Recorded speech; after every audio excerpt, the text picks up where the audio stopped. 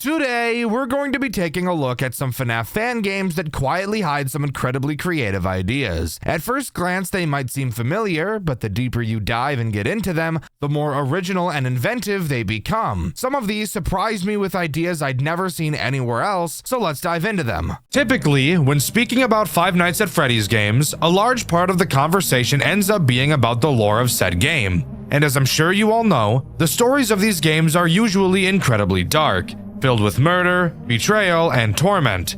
However, not the game we're talking about today.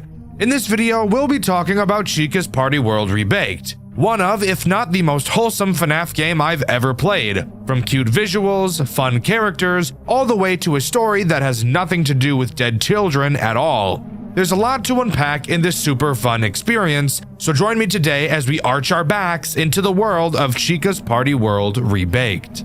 Chica's Party World does something before each night that I actually think is really cool. We get a task to complete, and we can explore and wander around the building before starting each night. So at 11 p.m., night 1 begins. In this game, we actually play as a robot security guard, not a human, which is adorable. I like to imagine our character looking like Rufus from Secret of the Mimic. Not that that's his canon name or anything, that's just what I chose to call him. It's our job as Rufus to keep watch over the entire restaurant using our built-in surveillance system. So our first task is to visit every single room in the building. This is when we get a chance to move through each room like a shadow over Freddy's. You'll notice that the building is incredibly dark. This would be because the lights are off, and being able to see anything does require light. So luckily for us, Rufus has been equipped with an LED that can briefly flash light to shine up the room. After using it, you'll have to wait a few seconds while the LED recharges to be able to flash again. We can explore every single room in the building, that is, except for one. If you are to enter the kitchen, you'll see there's a metal door. Hovering over it won't tell you what room is on the other side, and you'll be completely unable to interact with it. But after you finish exploring, we're ready to jump into the night section and start talking about the tools at our disposal. At the beginning of the night, we're able to detect a corrupted voicemail on Rufus. Listening to it, we hear an unnamed woman talking about one of the characters, Russell. Russell is Freddy, by the way. Not totally sure why he's given a different name in this game, but we'll roll with it. The lady says that Russell is very sensitive to bright lights, and that the people taking pictures of him with the flash on during the day disorients him, and it almost seems to physically hurt him. And because of this, he's always trying to go somewhere where the people aren't around. Before she can say much else, the voicemail becomes corrupted and ends. As I'm sure you could have guessed, Russell is the only threat introduced on this night. However, before we talk about how he works, we should talk about the tools at our disposal. To start, the office has two main directions you can be attacked from, the door and the vent behind you. We'll talk about the vent when it becomes important later, so let's just focus on the door. You'll notice that the door, well, has no door. So if anything walks up to our office, we'll have to use something else to keep them away. And that thing we'll need to use is that trusty LED we talked about earlier. You can flash your LED down the hallway to allow you to see if anyone is creeping around. Of course, since we're a security robot, we have remote access to all of the cameras in the building, and we can use them as fucking cameras. I don't know what you want from me, it's a FNAF game, bro. There's cameras, who would have thought? Russell is a pretty simple character overall. He'll wander around the various cameras in an attempt to get to your office. Look at that fucking hat, big ass hat, dude. It's such a big hat. Where did you get a hat so big? Where did you get that big of a hat? Once you know he's in your doorway, flash your LED at him and he'll go away. Now, this may bring up the question, if you can't literally see him in your doorway without flashing, how are you supposed to know he's there?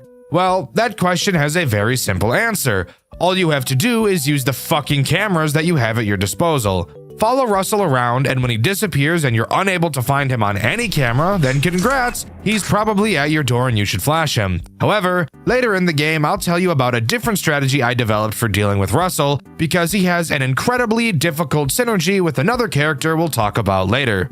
But before we move on, I want to mention this game's art style because it is really unavoidable. This is easily the most unique FNAF art style I've ever seen. It's so low poly and brightly colored, but in no way does it look like those shitty copy and paste PSX horror games that are plastered all over itch and make it impossible for any indie developer to stand out.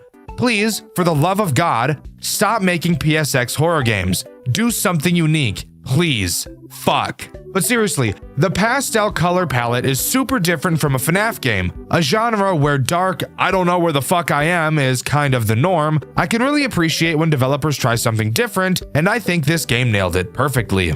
11 p.m. night 2, and we're given a new task. One of the wires in Rufus's arm went to shit, so we'll have to repair it before the night begins. And with that, we're off to find something to fix ourselves. Before we talk about how to actually complete the task, we should bring up that, of course, this game has two endings, a bad ending and the true ending. I will be going over the true ending in this video because, no shit, that's the ending that actually means something. During every 11 p.m. section aside from the first, there will be something hidden around the building for us to find. Finding all of them will result in us achieving the true ending, and in Night 2's 11 p.m. segment, if you travel into the arcade, you can find a letter of termination from a woman named Heather Gray. It reads, "Dear Heather Gray, your employment with Chica's Party World will be officially terminated on June 21st, 2023. Reasons for termination include frequent disrespect of superiors, threats of violence. You will not be allowed to work tomorrow by any means, so make sure to collect your belongings today. Please remember to also review our confidentiality agreement as you are under an NDA and will not be allowed to disclose company trade secrets as well as practices and methods of operation. Chica's Party World is entitled to take legal action if you are caught violating these terms both before and after employment. Review of benefits to include health coverage of 401k in compliance with COBRA. Chica's Party World extends to eligible employees and their enrolled dependencies with the right to continue healthcare plan coverage for a specified period of time at their own expense and at full cost. Return of property. Please list and return any property of Chica's Party World that you may have in your possession. In addition, please provide any passwords and other information pertaining to accessing computer software and/or files. Your last paycheck will be received on June 21st, 2023. We wish you the best of luck in finding new employment, and we hope your experience has not been as regrettable as ours. Good luck." That last line is actually brutal as fuck. If I got this letter from an employer and they threw in that jab at the end, I'd probably just kill myself, bro. Heather Gray got fucking smoked so bad it's insane. I should also mention that Rufus claims he doesn't remember meeting this person, but that the name is familiar to him, which is interesting. Anyways, on to how to actually fix Rufus's boo-boo. If you head to the backstage, you'll be able to find some electrical tape. We use it to patch up our frayed wire and move our way back to the office to begin the night. The voicemail we're able to listen to on Night 2 does give us some interesting information. The woman mentions how Top Hat, the Tiny Bonnie character, has been hiding in the vents and getting himself stuck. I find it interesting that these robots seem to be trying to hide away from the people in the building. The lady mentions that she spoke with Top Hat, and it's clear during this phone call that while these voicemails were being recorded, this lady was with somebody else at the time, and she mentions to this someone that they're giving her a weird look when she says that she talked to Top Hat. I did talk to Top Hat about why he's... Yes, I talked to him. Don't give me that look. Okay, Jesus fuck, sorry. But before she can elaborate more, the voicemail cuts out. I think this is pretty interesting. It seems like this lady has some sort of connection to some, if not all, of these robots. I wonder who she could be. Anyways, obviously Top Hat is the threat introduced on this night. And in all honesty, he's not a big hassle at all. As the voicemail would suggest, Top Hat really likes the vent behind you. So that's where he'll try to attack you from. He'll meander around the cameras, hop into the vent, and hop bottom straight towards your office. Now, I don't know if you guys know anything about vents, but I happen to know a thing or two about them. I happen to know that crawling around an event makes a lot of noise. That's why I have that one breaking and entering charge. Needless to say, I think she heard me in there. But that's not important. What is important is that you can also hear Top Hat when he's in your vent and about to attack you. When you hear him approaching, all you have to do is turn around and hold the vent door closed until you hear him bang on it like Foxy. Afterwards, you can reopen the vent. As of now, with only 2 threats attacking us, not much has changed from Night 1. Just follow Russell around the cameras to know when he's in your doorway, and if you ever hear Top Hat in the vent, close that sucker and you'll be home free and ready to dive into Night 3. Night 3, 11 p.m. time has finally arrived, and with it, a new task for us to complete. Rufus is having troubles connecting to the cameras, so figures the power may have been cut. Solving this problem is pretty easy. All we have to do is go into the dining area and reboot it. Simple sugar. However, as I'm sure you could have guessed, we have another piece of lore to discover as well. Remember that door in the kitchen that we couldn't interact with earlier? Well, after fixing the power, Rufus mentions that he hears something on the other side and goes to investigate. Upon doing so, we hear this. I hear something coming from the doorway. Perhaps I should investigate. No, we have to do this, Russell. I know, but couldn't we just, I don't know, talk to them? Maybe they're friendly. As much as I would like that, I don't think we have that option right now. We only have a few days left. Look, let's just keep trying for now. If we can't get through to them and it gets desperate, I'll take things into my own hands. Well, Lowbite's helping tonight, right? Her temper's been nasty lately, but maybe she'll be able to get to them. Oh, I can only hope. For the sake of all of us. I should return to my station. Well, apparently these animatronics are a bit more intelligent than they were led to believe. Russell was talking to an unnamed person about Lowbite joining us tonight, so we already know who the threat is going to be. If I had to guess who this person was talking to is, I'd probably say it's Chica, because that just makes sense. Anyways, let's go to the office. The voicemail we heard on this night is pretty interesting. The lady is talking about Lowbite, who apparently used to be called Tangle. However, when this is mentioned, she said that, quote, she wants to be called Lowbite now, end quote, which would imply that Lowbite told her this. She said that Lowbite is trying to be on her best behavior after what happened, so I can only assume that Tangle probably did some Bite of 87 style shit and now wants to be better, but I can't be sure. Obviously, Lowbite is the new threat introduced on this night, and she is bad news bears for our current strategy. While Lowbite moves around the cameras, her aggression will increase because you're not watching her. To make her anger go down, obviously all you have to do is follow her around the cameras and watch her. If it goes up all the way, you can guess what happens. Dead. Why is she such a problem for our current strategy? Well, of course, we're watching Russell all night right now, so adding a character that forces us to watch them is obviously going to be a pretty large problem. So, how did I change my strategy to prepare for this? Well, let me tell you. You know how we were watching Russell? Yeah? Well, I'm just gonna not do that anymore. I know, I'm a genius. All of my time on the cameras will now be poured into Lowbite, and at every opportunity I get to flash the hall with the LED, I will. Flash the hall, watch Lowbite until it recharges, instantly flash again. And of course, close the vent when I need to. Does this lead to needing to have luck with Russell? Yes, but it's also a lot easier on my poor little goblin brain. Oh yeah, I also lied because one other threat is introduced on this night. Coraline, Chica's cupcake. Very simple mechanic. Every once in a while she will appear on a camera and you will have to go find her. I want to die, I want to see one FNAF game without finding them on the cameras. That would be amazing. Anyways, when you find her, flash her, and if you don't, she's gonna fuck up your cameras and it'll be GG for you.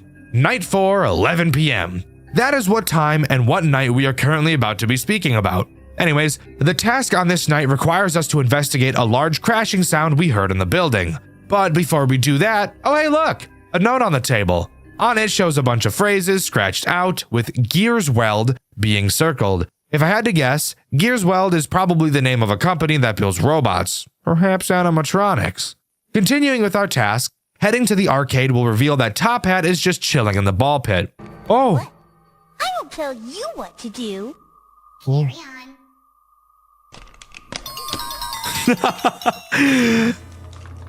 Carry on. That's not, I like that. I like that. Top Hat's playing around. Playing around in there. After a short interaction with him, he dives back inside, and with our task completed, we head back to the office to beat the night.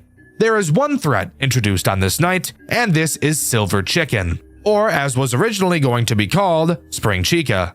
She acts as more of a hallucination than anything you actually have to be worried about. And in fact, during this night's phone call, the lady mentions how she stopped programming its AI the moment that whoever she was speaking to told her to. So we can assume that she's been talking to her boss throughout this game. The way Silver Chicken works is pretty simple. She will randomly appear on the cameras like Phantom Balloon Boy from FNAF 3. Stare at her too long and she'll have intercourse with all of your tools, and the only way to avoid her is to obviously just not look at the camera she's on for too long. This brings up synergy with Lowbite, since you will be switching through cameras a lot trying to find her. But overall, Silver Chicken really isn't that much of an issue at all.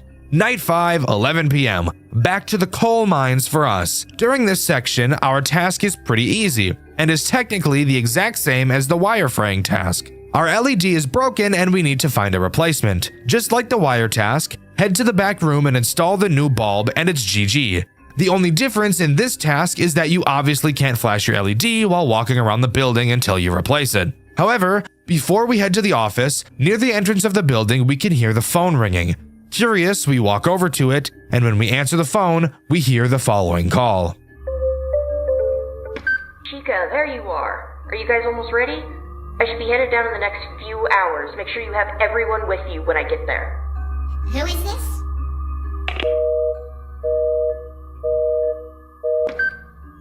I suppose she had the wrong number. Well, this is interesting. Clearly the person on the other end of the phone assumed that only Chica would answer it, hanging up immediately after hearing Rufus's voice. She says she's on her way, so who knows what that could mean. There's only one way to find out, and to do so, we first have to beat Night 5. I don't even want to explain the Night 5 voicemail to you. I think you'll enjoy it a lot more if you just hear it for yourself.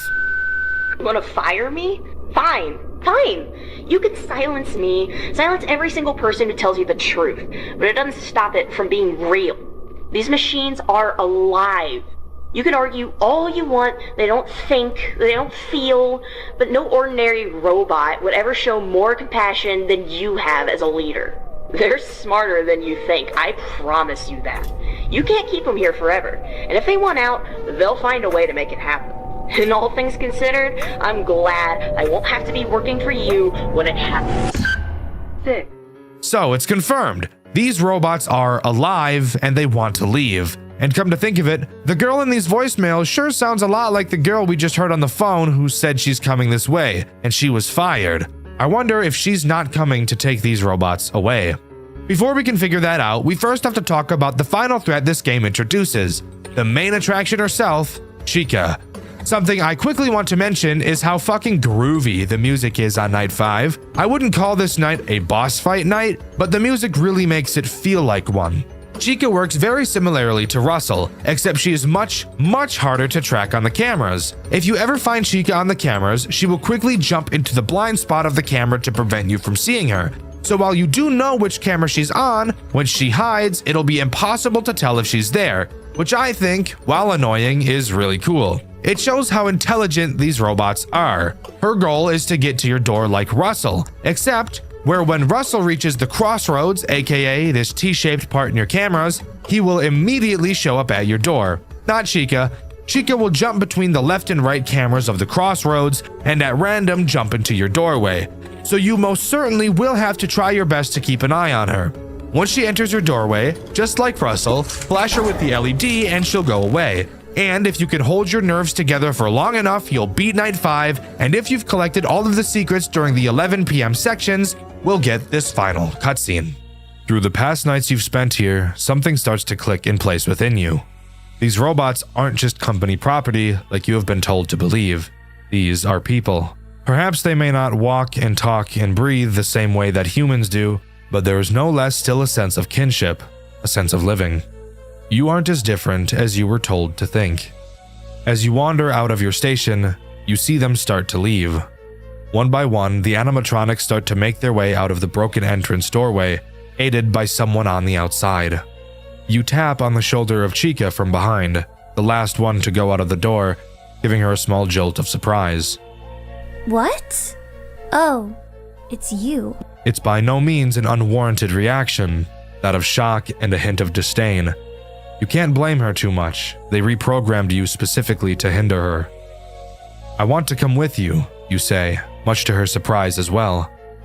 In fact, she seems rather speechless at the statement, but it no longer seems to be in spite. The silence is broken by their ally peeking in through the doorway, reaffirming the escape. Chica, we need to go. An equally stunned silence when she lays eyes upon you. Though her face is covered by a mask, you can still see her glasses and hair. Well, I suppose you'll need to make room for one more. Chica states. You know that voice. It's the voice you heard over the recordings. It's the voice of the person who constructed you. Your thoughts are interrupted by the pressure of a hug. It feels like overheating, but different. Call me Heather. Let's get you home. From this day forward, you were no longer a tool for a company that cared little for your existence. Instead, you fight for a new life alongside your newfound friends. You disconnected yourself from the mainframe, taking all previous security footage alongside you. You're going home. The news surrounding the incident states that no leads have been uncovered due to the substantial lack of evidence regarding the stolen property. All databases have been completely wiped, and most trails lead to dead ends. Chica's party world shows no sign of reopening in the near future. So, there we go. Undoubtedly the most wholesome ending to a FNAF game I've ever seen in my life. An ending with no death, no betrayal, just some lost robots wanting to leave the establishment they were trapped in, and an employee who actually cared about them helping to achieve that. We get the reveal that Rufus was made by Heather, and even in this moment she was able to allow him to come with, even knowing his original purpose. Chica's Party World gave these animatronics feelings and true character, even in these final moments really making you care about them, even after being attacked by them for so long. This game's story is incredible. It's so simple and easy to follow, yet is in all honesty one of, if not my favorite story ever told by a FNAF game I've ever seen throughout my FNAF career. Overall, Chica's Party World is one of the most enjoyable FNAF experiences I've ever had. From the fun and engaging gameplay loop, all the way to the aforementioned phenomenal story and storytelling of Poisonous Pastels, incredible work. And if you'd like to hear another piece of interesting information about this game, Avocado Dreams was one of the main developers of it. No matter where I go, and no matter what I talk about, every time I really enjoy a FNAF game for any reason, it seems like Avocado Dreams had something to do with it. I've been covering FNAF games for quite a while, and every time I find a super unique game, I think to myself, there's no way any other FNAF game is going to be able to top that in creativity. But then, like clockwork, I find another one, and the game we'll be talking about today is no different. The game we'll be looking at today is called FNAF Showtime, a game made with Godot and is completely 3D, with hands down the most unique mechanic I've ever seen in a FNAF game before, and I can guarantee you've never seen anything like it either. So strap in as we dive into the exceptionally difficult world of FNAF Showtime. Jumping right into night one, there's plenty to talk about. To start, we don't actually just get booted directly into the office. Instead, we start at the entrance and can actually freely roam around the building to get a feel for our surroundings, which I always think is really nice. The layout of the building is incredibly different from any other FNAF game I've ever played, with the office being directly in the center of the building. This game consists of 9 cameras, and I mention that number for a very specific reason I'll mention later. Walking around the building, we stumble into the main dining room and can get a glance at single-handedly the most uncomfortable animatronics I legitimately think I've ever seen. These things are rancid and disgusting. They got the British treatment with their teeth, too.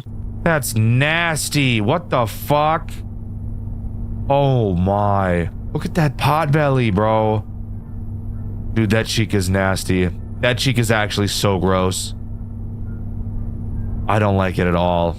I don't think any kid would want to come to a restaurant with the characters looking like this. Anyways, moving to our office, we can talk about the tools we have at our disposal. And strap in because this might just be the most creative and horrifying FNAF game we've ever covered. In Showtime, you're stuck in the cameras once you start the night. You can never drop them, which means you can never close your doors. Not that that's an issue anyways, as both of the entrances to your office don't even have doors. This is where those 9 cameras I mentioned become super important. Your cameras are controlled by your keyboard, not your mouse, using the keys Q, W, E, A, S, D, Z, X, and C. If you take a look at the cameras, you'll be able to see which letter correlates to each camera. This is a system that took me very, very long to get used to, but it's actually super cool. Now, when it comes to looking around the cameras, Showtime isn't like most FNAF games. The cameras don't pan back and forth by themselves. Instead, you're in charge of manually controlling the cameras using your mouse, and you have full control of the cameras, being able to point them in literally any direction you want, which I think is really cool. You'll even notice that there's a camera in your office and you can actually see yourself at your desk.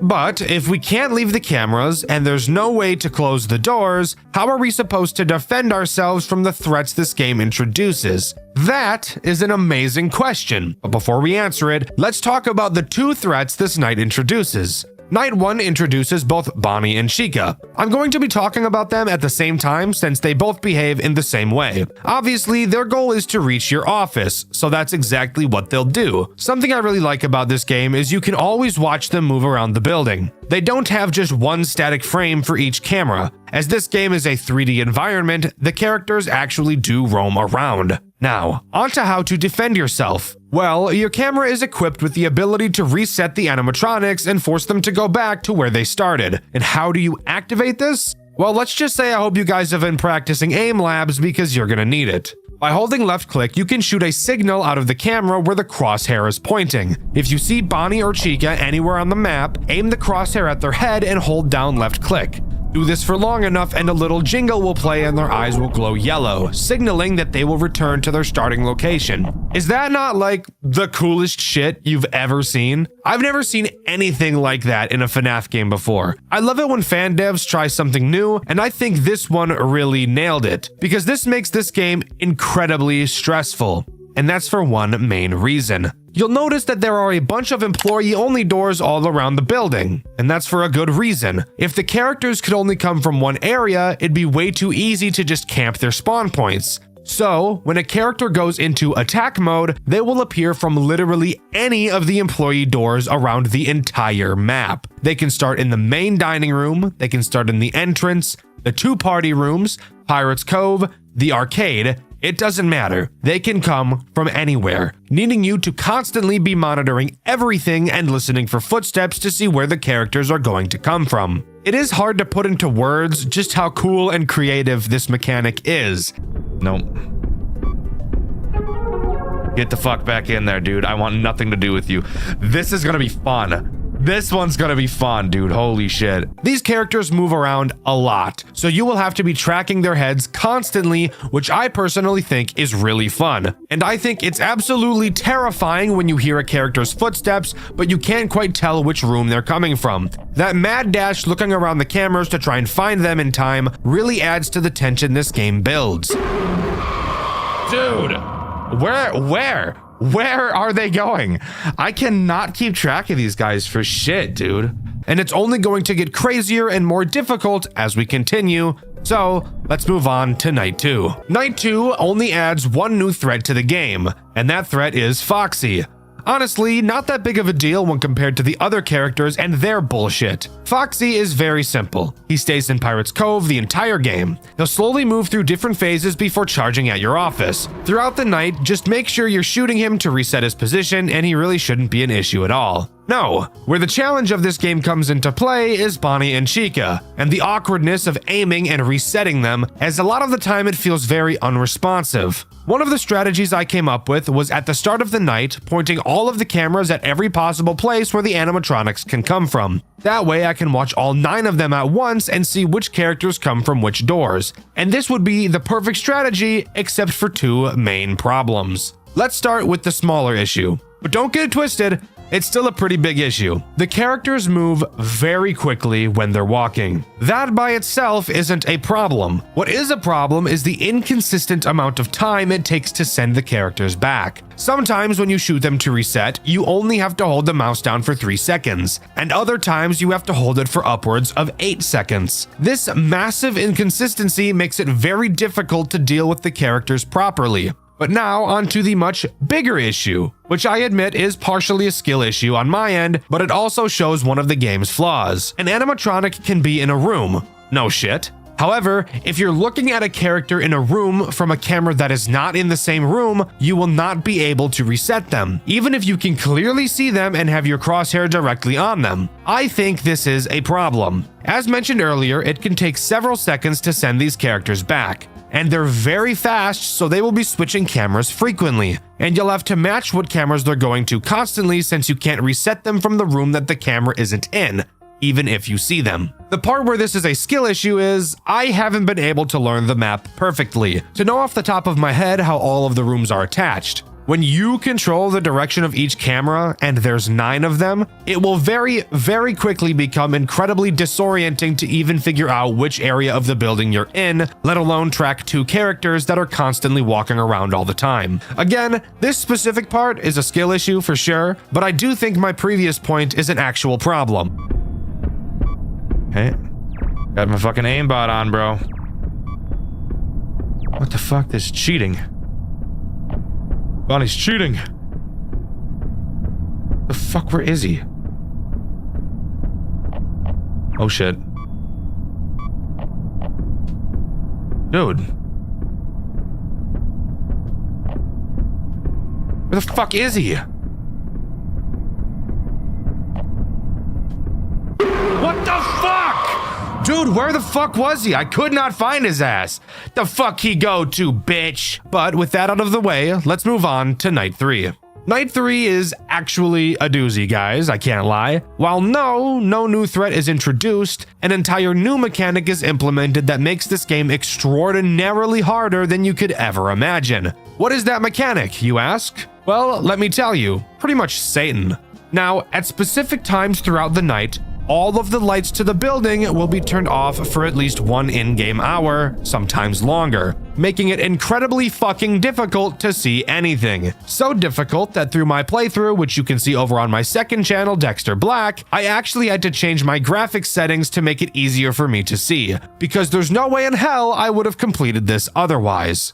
However, there is something I want to praise this game for when it comes to introducing this mechanic, as thankfully it didn't just drop it directly on your forehead like I do with babies. Instead, it makes the early half of the night incredibly easy. While the phone guy is talking to you and the lights are on, only Foxy and Chica will be active, making it very easy for the first 2 in-game hours. Once 2 a.m. strikes, the power goes out for the first time, and it will come back on at 3 a.m. During this time, still only Foxy and Chica are active, and Chica will really only attack 1, maybe 2 times at most. Only after the lights come back on at 3 a.m. will Bonnie become active and start attacking. Once again at 4 a.m. the power will turn back off, wherein it will never turn back on for the remaining 2 hours of the night. So you get time to get a feel for the lights being off by only having to deal with Chica, who moves far slower than Bonnie does, and then they ease you into dealing with both of them at the same time. I think this is such a good way of introducing such a debilitating mechanic. It doesn't feel like this game is just prying open my asshole and filling it with its saliva. It's properly teaching the mechanic without directly making you feel like it's teaching you. This is a perfect execution of a mechanic like this, and as much as I hate the lights going out,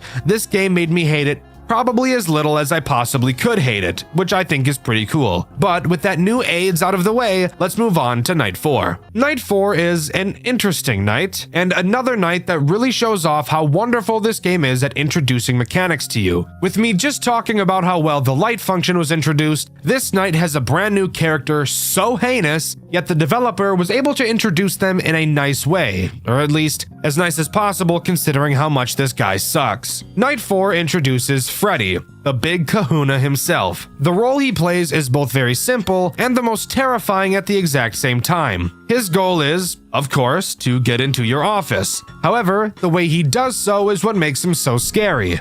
Unlike Bonnie and Chica, who wander around the building and then enter your office, when Freddy appears from a door, he will make a beeline directly for your office with no stops along the way. And Freddy is fast. Very, very fast. Freddy's music will start playing during the times he can attack. During the music, you'll hear him laugh. When he does laugh, that's how you'll know when he's about to open a door. So you'd better drop everything you're doing to focus on him, because once he exits one of the doors, you have approximately 6 seconds to deal with him before he starts digging in your butt. Now, I mentioned they introduced Freddy very nicely.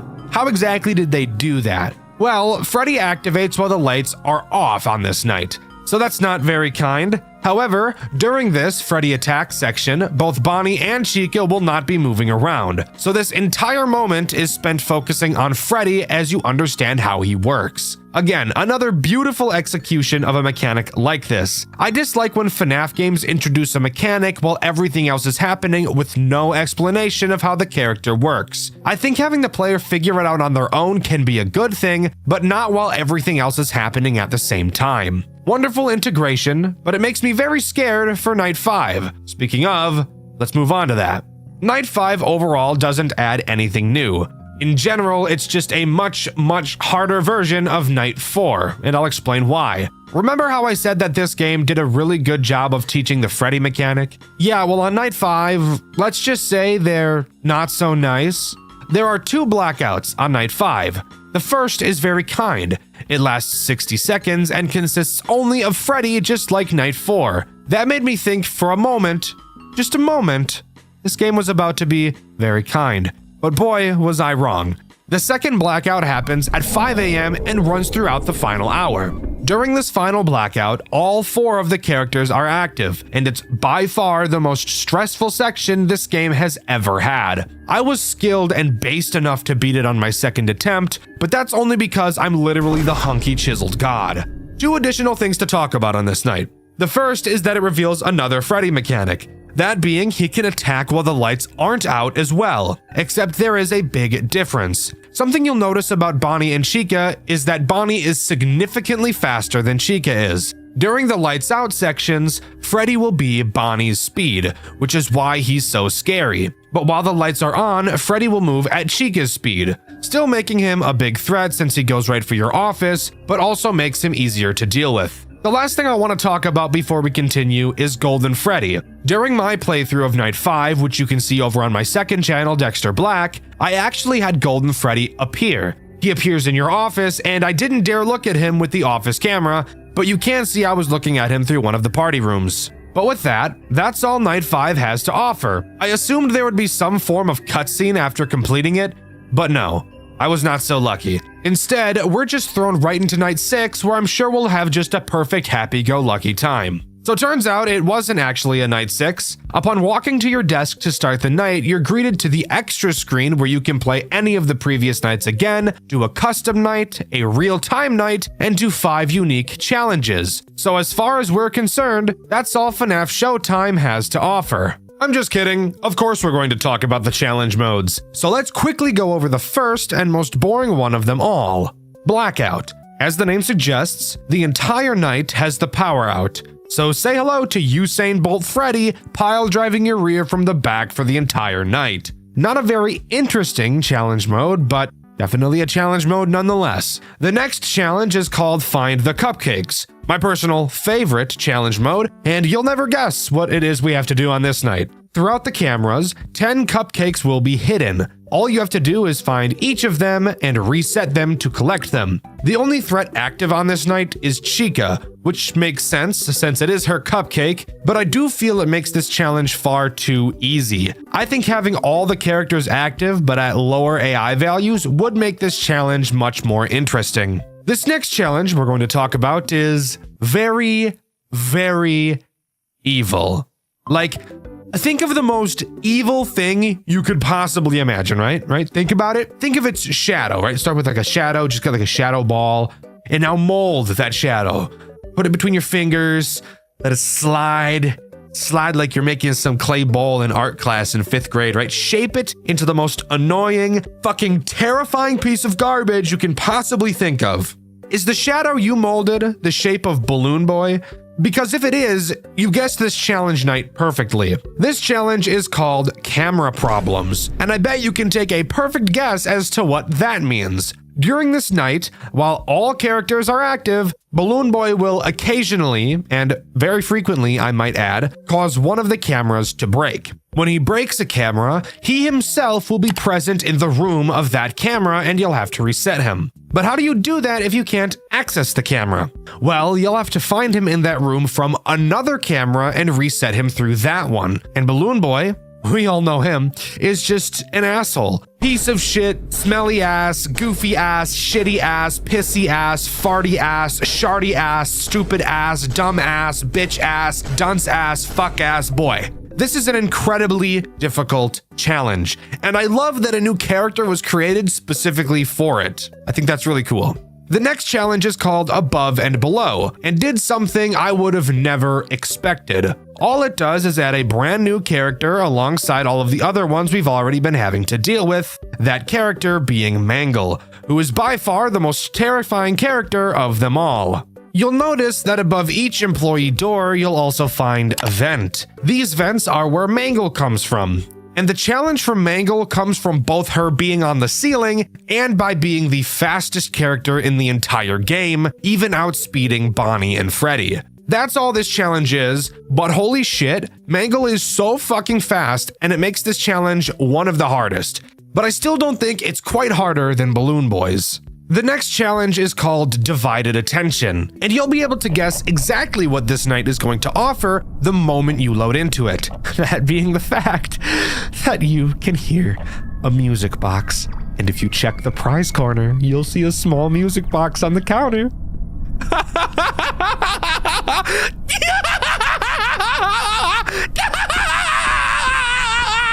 That's right! This challenge just adds another fucking Foxy to constantly look after. Isn't that just fucking amazing? Yeah, needless to say, I'd like to move on as fast as possible. But with that, that's all of the challenges that FNAF Showtime has to offer.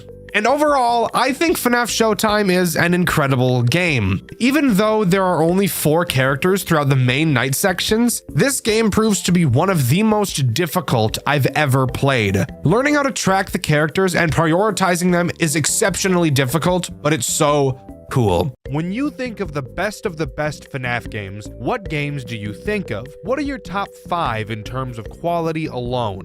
I'm willing to bet that a lot of people share some of the same entries, and I'm willing to bet that the game we'll be talking about today is at the top of some of your lists, because it's definitely at the top of mine. The Glitched Attraction is a FNAF fan game developed by 2 18-year-old developers alone.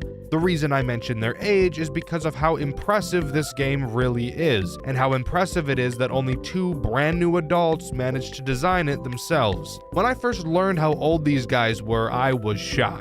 The Glitched Attraction is one of the best FNAF games I've ever played. I know a few of you watch my content to get suggestions for FNAF games to play, and for those of you that do not pass this one up. It is one of the most high-quality experiences of all time. Let's not waste any more time and hop into the Glitched Attraction, FNAF's most high-quality FNAF game ever made. Our game begins with us getting a text from a friend asking us to come check out the new Fazbear escape room attraction, and they tell us to bring all of our things along with us. A request that is definitely weird, but since when has weird ever meant bad in a FNAF game before, am I right? So we do just that, pack up all of our things and set out. You heard it here first. The Glitched Attraction is seriously a Five Nights at Freddy's escape room, a concept that sounded so cool I couldn't not check this game out, and I'm glad I did. We arrive at the attraction and 2 helper bots explain what's going to happen, and then we have to give over everything we have. Why the fuck did we bring everything we own if we're just going to give it to some random robots? This is pretty fishy smelling, and I should know because I haven't showered in 8 weeks. With the general rules explained, we continue onto the first section of the escape room as chipper as we can be. We're kicking our feet and heel clicking and shit, we're so giddy. Not knowing what we're getting ourselves into, we can dive into the first room of the Glitched Attraction. The first room has us in a room similar in style to the bedroom from Five Nights at Freddy's 4. This room, being the first, isn't very difficult, but let me go over the 4 threats you can find in this room. While you're trying to think, focus, and not be a fuck-up, Nightmare Balloon Boy will be sitting on a chair, because his fat ass wouldn't ever dream of helping anyone, but would instead prefer to sit there and be pointless. But sometimes, he gets a little antsy. You can tell when he's like this because he will visibly seize in his chair until you shine your flashlight at him. It's weird that doing this causes his seizure to stop though, because when I quickly shined a flashlight in my epileptic friend's eyes, he went comatose on the ground and started foaming at the mouth. But to each their own, I guess. If you don't aid in Balloon Boy's assisted suicide, he will jump off the chair and kill you. Something interesting I noted is that Balloon Boy actually makes no noise when he shakes, or even when he jumps off of his chair, leading to a majority of his jump scares feeling really awkward. I get why he doesn't make any noise, because it'd be way too easy to not lose track of him, but just something I thought I'd bring up. You'll realize there's a giant window in this room as well, which lets you see outside. Occasionally, you'll be able to see Nightmare Fredbear stalking you from between the trees. Little does he know that his eyes are actually signal beams as bright as those stupid fucking white LEDs that are now being put onto vehicles, so that when I'm driving at night, everybody's headlights look like they have their fucking brights on. So when I flash my brights at them indicating to turn theirs down, then they actually turn their brights on, which simulate what I can only imagine to be the lights of God. And then I feel like an asshole because I just flashed a guy who didn't have their brights on. Sorry to go off on a tangent like that. I just really had to get my frustration about LEDs on cars out of the way, and I really didn't have a good outlet to do so. Anyways, you'll see Fredbear slowly inch closer to your window throughout the challenge, and when he gets super close, you'll have to close the curtains until you hear him laugh, signaling to you that he's gone away, and then you can reopen the curtains. Why on earth do you not just choose to keep the curtains closed for the whole time then? I have no idea. It's not like we need the moonlight to see. The bots at the beginning gave us a fucking flashlight, but whatever, I guess. Speaking of your flashlight, little tiny stupid insignificant Freddles will periodically appear around your room. They make the same noise as they do in FNAF 4, so hearing them shouldn't be a problem, especially considering how god-awful annoying they sound. Shine your flashlight at them and bada bing bada boom, they go away. But if you let 3 stay in your room and assault your eardrums for too long, 2 of them will grab either one of your butt cheeks as the third dives headfirst into your rectum, which some of you sick fucks may find pleasing, but I for one do not. The final threat you have to worry about is Night Marionette. If you somehow, by some miracle, haven't noticed in the footage I've been showing on screen so far, there is a giant hole busted into the wall of the room, which is very poorly boarded up. Why is it boarded up? I hear you asking? Oh yeah, forgot to mention, it's only because, Satan is in there with enough tentacles to make hentai for the next 9,000 years. But, putting that thought aside, Night Marionette will occasionally give a sound cue to let you know she's there. If you look at the hole, you'll be able to see those tentacles creeping out. At this point, you'll need to make a mad dash to the Golden Freddy suit, which is conveniently placed in the room with you, and hide inside of it. Once you do so for long enough, Night Marionette will leave. Now, hold on. I'm not done talking about this stupid fucking Golden Freddy costume yet. I have some complaining to do, if you could imagine. This Golden Freddy suit takes about, 2 fucking decades to put on. I'm not kidding. You will feel like this game is broken or has paused as you are putting this fucking thing on. But if that wasn't enough, taking it off is somehow even worse. Rather than just exiting the costume, instead, the game thought it would be a great idea to have you teleport out of the costume, where you think you'd be able to continue moving around and interacting with things. But no, that'd be too convenient. Instead, once you teleport out of the costume, you have to just stand there for about 4 seconds doing absolutely nothing. No moving, no using your flashlight, just standing there like a dunce as time still passes around you. While in the Golden Freddy costume, did you happen to notice that Balloon Boy was tweaking out? Okay, cool. Night Marionette's gone, let's quickly exit the costume and flash Balloon Boy. Oh wait! Instead of flashing Balloon Boy, i.e. saving your own life, let's instead stand there like we have an iron deficiency for 5 fucking minutes as Balloon Boy twerks his fat jiggly ass all over his goddamn chair. I really needed to get that out of my system. Surely I won't have to complain for the rest of the video now, right? Anyways, how do we actually beat this room's challenge? Good question. You'll notice on the wall there's a picture of Freddy broken up into pieces, with each piece facing a different direction. You can turn each piece in order to make the picture look normal again, but you'll notice that one of the pieces is missing. On the dresser, you'll see the FNAF 4 box that Scott Cawthon wiped his ass with. Of course, it has 2 locks. You can find one of the keys to the locks in a drawer on the dresser, and the other key in the drawer of your nightstand. Using both of these keys to unlock the locks on the box, bars, opens it, revealing the last piece of the Freddy puzzle. You can take that piece and put it back in place to finish the puzzle, revealing a 6-digit code. Quick tip, this number is randomized every time you play it, so no fast speed running for you, sucker. Going back to the nightstand, you can open a door to reveal a safe. You punch that 6-digit code into the safe, open it, and find a hammer. You can then use this hammer to take the nails off the wooden boards covering the closet door, then open the closet door and escape the bedroom. Do keep in mind that as you are trying to do this, you are getting fucked from all angles by about 179 different pieces of fuck. But overall, I think this is by far the easiest room to complete, which is probably how it should be given the fact that we have a lot more rooms to go through. Speaking of, let's get to the next one. The next room is much larger than the previous. This time there are only 3 threats. Toy Chica, Mangle, and the Cupcake. This room is basically a big circle. Chica will walk around the circle patrolling for you.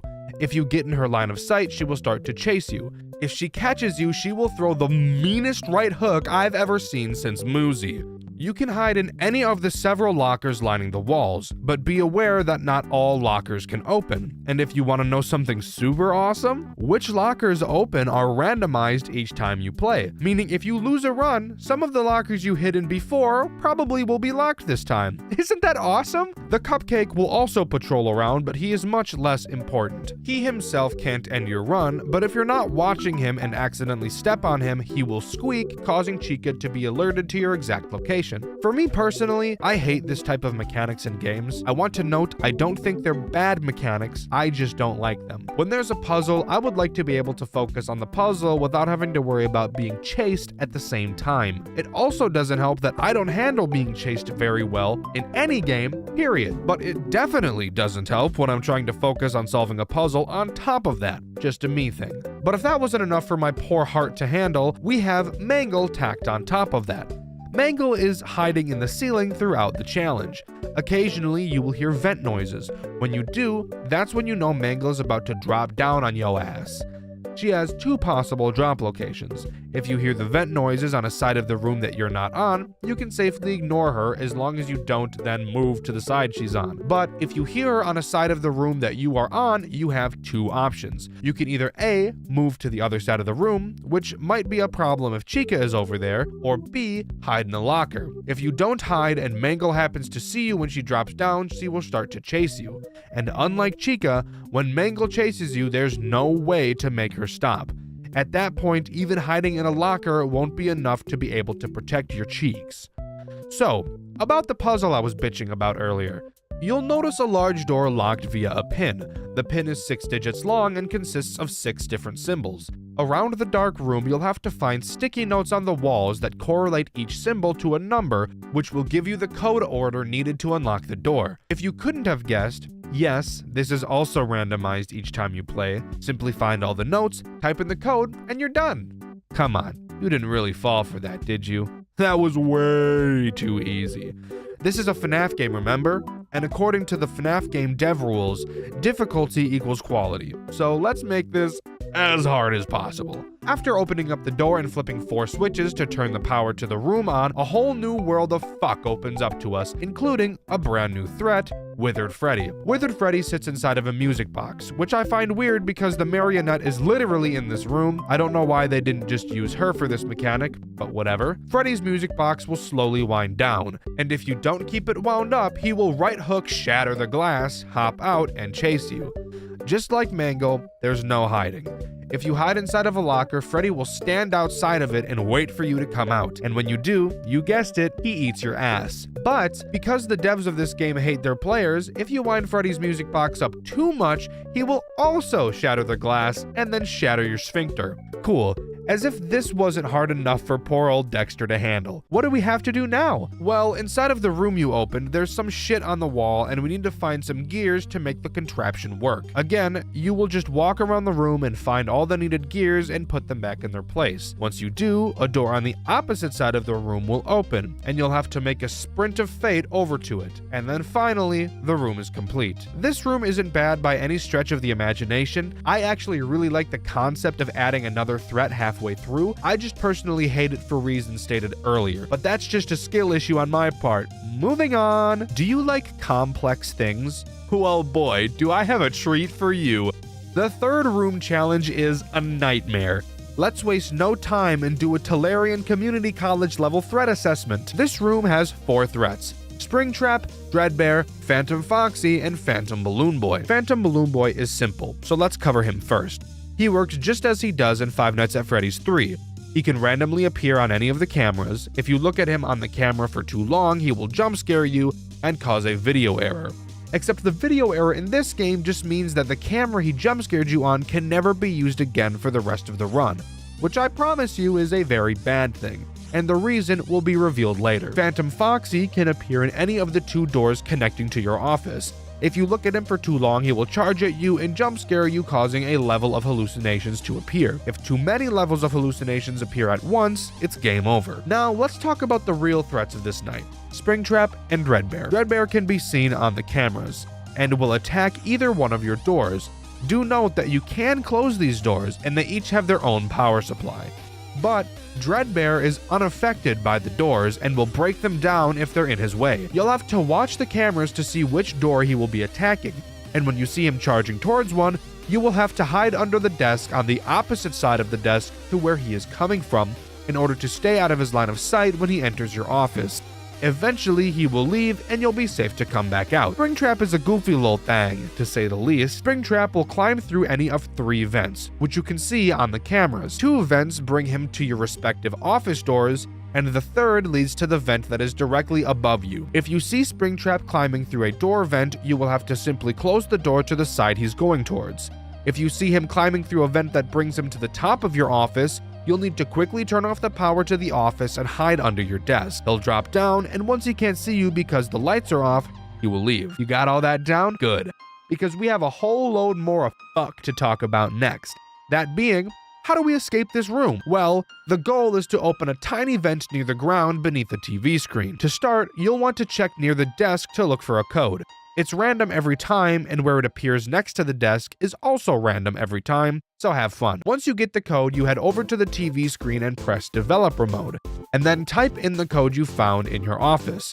This lets you activate Developer Mode, which opens up a door on the wall revealing a token. Keep in mind, all of the threats are active at this time. Using the token, you pop that puppy into the big arcade machine in your office, which promptly starts up a game. That's right, while defending yourself from an onslaught of fuck, you will also have to play an entirely other game at the same time. The game in question, Save the Children, is really just a bunch of fetch quests. To start, you'll talk to Balloon Boy, who is fishing and says he needs some balloons. By the way, if you couldn't have guessed, all of the items that you'll be collecting in this minigame will be in a random location every time you play.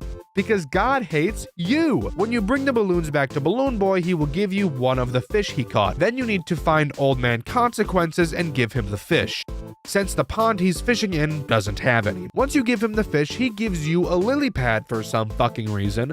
Don't question it. We don't have time to question it because I neglected to mention there's a fire spreading through the building as you're escaping, and if you take too long, it will reach your office and kill you.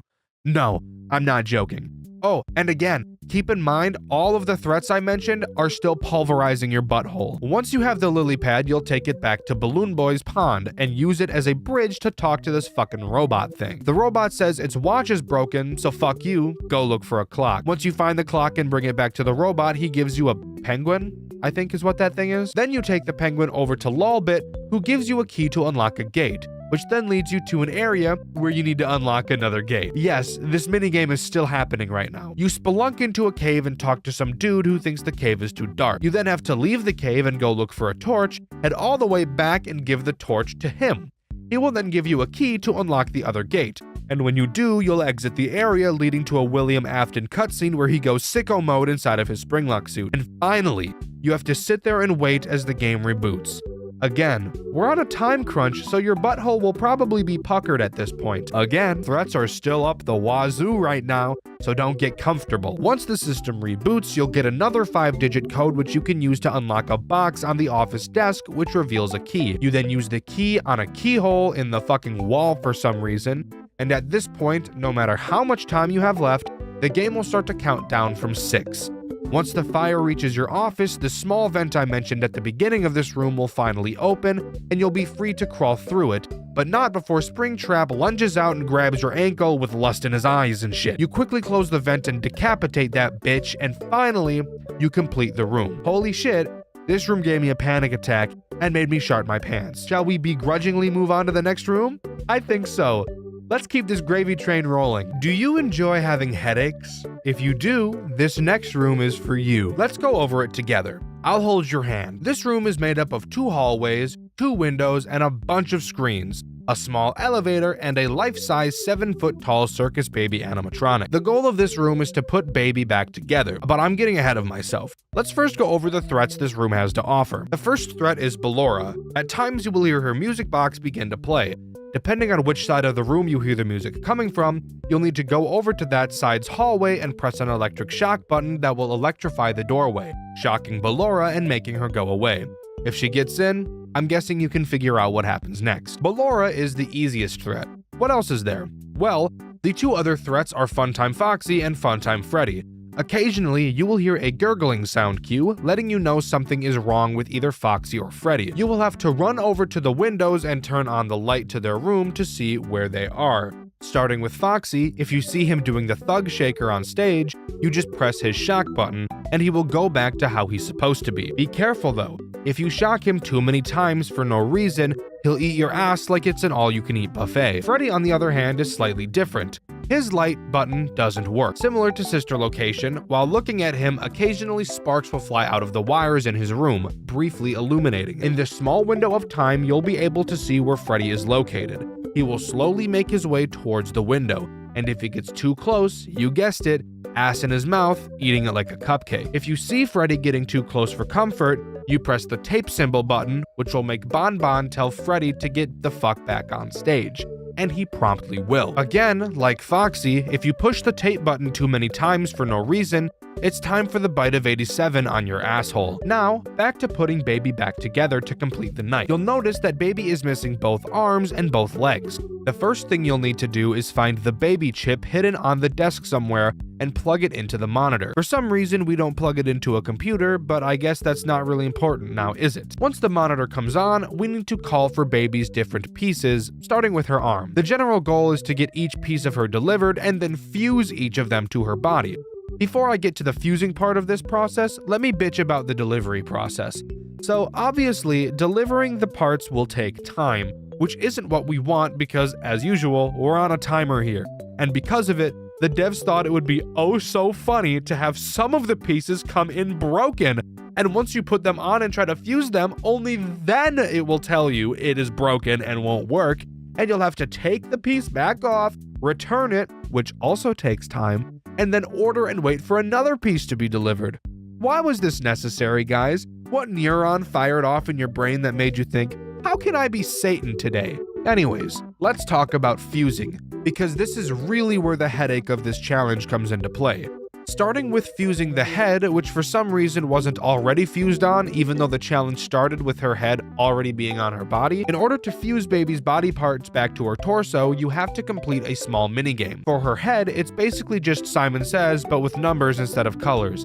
But don't worry, the devs weren't just being nice and thinking about colorblind people. We'll get to that in just a minute. This is by far the easiest and least time-consuming part to fuse, but if you mess up a pattern once, you'll have to completely restart the head fusing process. Let's move on to her arms. The minigame for both arms are the same. The goal of this minigame is to divert power from the left side of the screen to the right. You do this by turning a bunch of 90-degree lines and 180-degree lines in order to make a consistent path from left to right. This sounds easy, but holy fucking shit, knowing you're on a time crunch and dealing with 30 pounds of dick in your ass at the same time definitely doesn't make this a smooth process. Do that for both arms and you're on to legs, the part that makes people like me want to die. In order to fuse the legs, you have to play a color matching game. You will see two grids of colors, one grid where you can change the colors and on the other you cannot. You have to copy it. Let's get the big elephant out of the room. If you're colorblind or deficient like I am, this challenge is borderline impossible. I'm lucky enough to not be completely colorblind or I would never have beaten this in my entire life. But not only that, but the grid each time has a missing square, as I'm sure you've noticed, but I'm also sure you've noticed that missing square on your side and the missing square on the side you're supposed to copy are in different locations. That's because they rotated the fucking grid. Talk about a headache, am I right? Maybe I'm just brain dead when it comes to this, but trying to comprehend where each color should go when it's rotated was just not a fun experience at all. I'm not even going to lie to you. But once you finally finish fusing all of Baby's pieces back together, a voice will come over the speakers telling you that all of the animatronics have been deactivated, and that you should exit through the hall on your right. When you do, you'll be led to the sister location elevator. Getting inside, it will slowly descend and then stop. You'll hear something laughing at you for a while, and then the elevator will suddenly drop and you die. The end. Game over. Okay, not really. That's just the transition to the next room. Are you ready? Because I sure as fuck aren't. Why did we agree to come to this place? It makes no sense. How does this place even exist? I could have died a solid 276 times at this point, and we're not even done yet. Someone needs to get this place investigated by the FBI because this is some bullshit. What a waste of a Saturday, am I right? Anyways, let's move on. After laying on the floor for approximately 8 days, we finally wake up from the fallen elevator. We walk past a large window and see the characters we just went up against. After the events of the last room, these little tiny robot things apparently grabbed all of the characters to bring them to the scooping room. And this room is presumably that. While we look across the floor of once familiar corpses, the bane of my existence and the shit in my diaper emerges from the tangled mess of wires. Ennard. This guy is the single reason why it took me so long to make this video. Why it took me a month to beat this game. For most, it certainly wouldn't have taken this long, but for me, oh my lord, this next room will give me flashbacks like Charlie in the Trees for the next 5 decades. And possibly until I reach my grave. Remember the second room? How I mentioned I don't handle being chased very well? This room made me question if I would be able to continue making videos on this channel, or if I would have to jump ships to another genre to make review videos about. I'm not kidding, not even a little bit. I originally intended to beat this game on stream on Dexter Black, and you can still see my first stream about this game where I gave up on room 2. Well, for the people who tuned into that stream, know now I didn't give up. But you should also be grateful that I didn't stream this entire process because I spent tens of hours trying to beat this next room alone. Let me explain why. Room 5 is the epitome of everything I hate in a horror game. Literally all the way down to the last detail. I'll give you a warning right now. This is 100% a me problem and is totally my subjective opinion. So, the only threat in this room is Ennard. Thankfully, there aren't any more, but dear lord, Ennard is all it needs. In terms of where we are story-wise, the elevator crashing was definitely not intended to happen, as upon beginning this room, we don't get a monitor telling us what our goals are. This is cool as a passing thought, but it's not really cool when you stop to think that there is absolutely nothing to explain what it is I need to do to complete the challenge. Upon beginning, we're given a wind to power flashlight and some writing on the wall telling us to light up a solar panel using the flashlight. Now, I'm already going to pause real quick. We're being shown a new mechanic, the wind up flashlight and solar panel. Cool. Now tell me, do you suspect we need to light up solar panels ever again in this entire challenge? Or the entire game? I'm assuming you said yes, but you'd be completely wrong. No, there's not a single other solar panel in this entire game. So please, tell me, why the fuck were we shown this? Showing us the flashlight makes sense, but there were countless other ways to do it in a much better way than showing us another mechanic that is never used again. This is exactly like the gun in Muzi. But continuing, once we light the solar panel, a large door opens and the challenge truly begins. The overall goal of this challenge is probably the easiest we've seen so far. It's broken up into 5 distinct tasks. Step 1, find a crowbar. Step 2, use the crowbar to force open a drawer near Kyle's desk to get a keycard. Step 3, use Kyle's keycard to open a door, allowing you to turn a generator on that powers computer monitors throughout the room. Step 4, find all 3 computers and input 3 colored fuses into each. The fuses are conveniently placed in boxes right next to the computers, so I appreciate that. And step 5, go back to the generator and turn on the central power, which opens the door, allowing you to climb a ladder and beat the challenge. Sounds simple, right? Well, yes. It is simple, but now I need to talk about the problem. Ennard. Ennard will be patrolling the giant maze of a room the entire time you are performing these tasks. If he sees you, he will begin to chase you. If you get caught, you will lose all progress you've made throughout the challenge.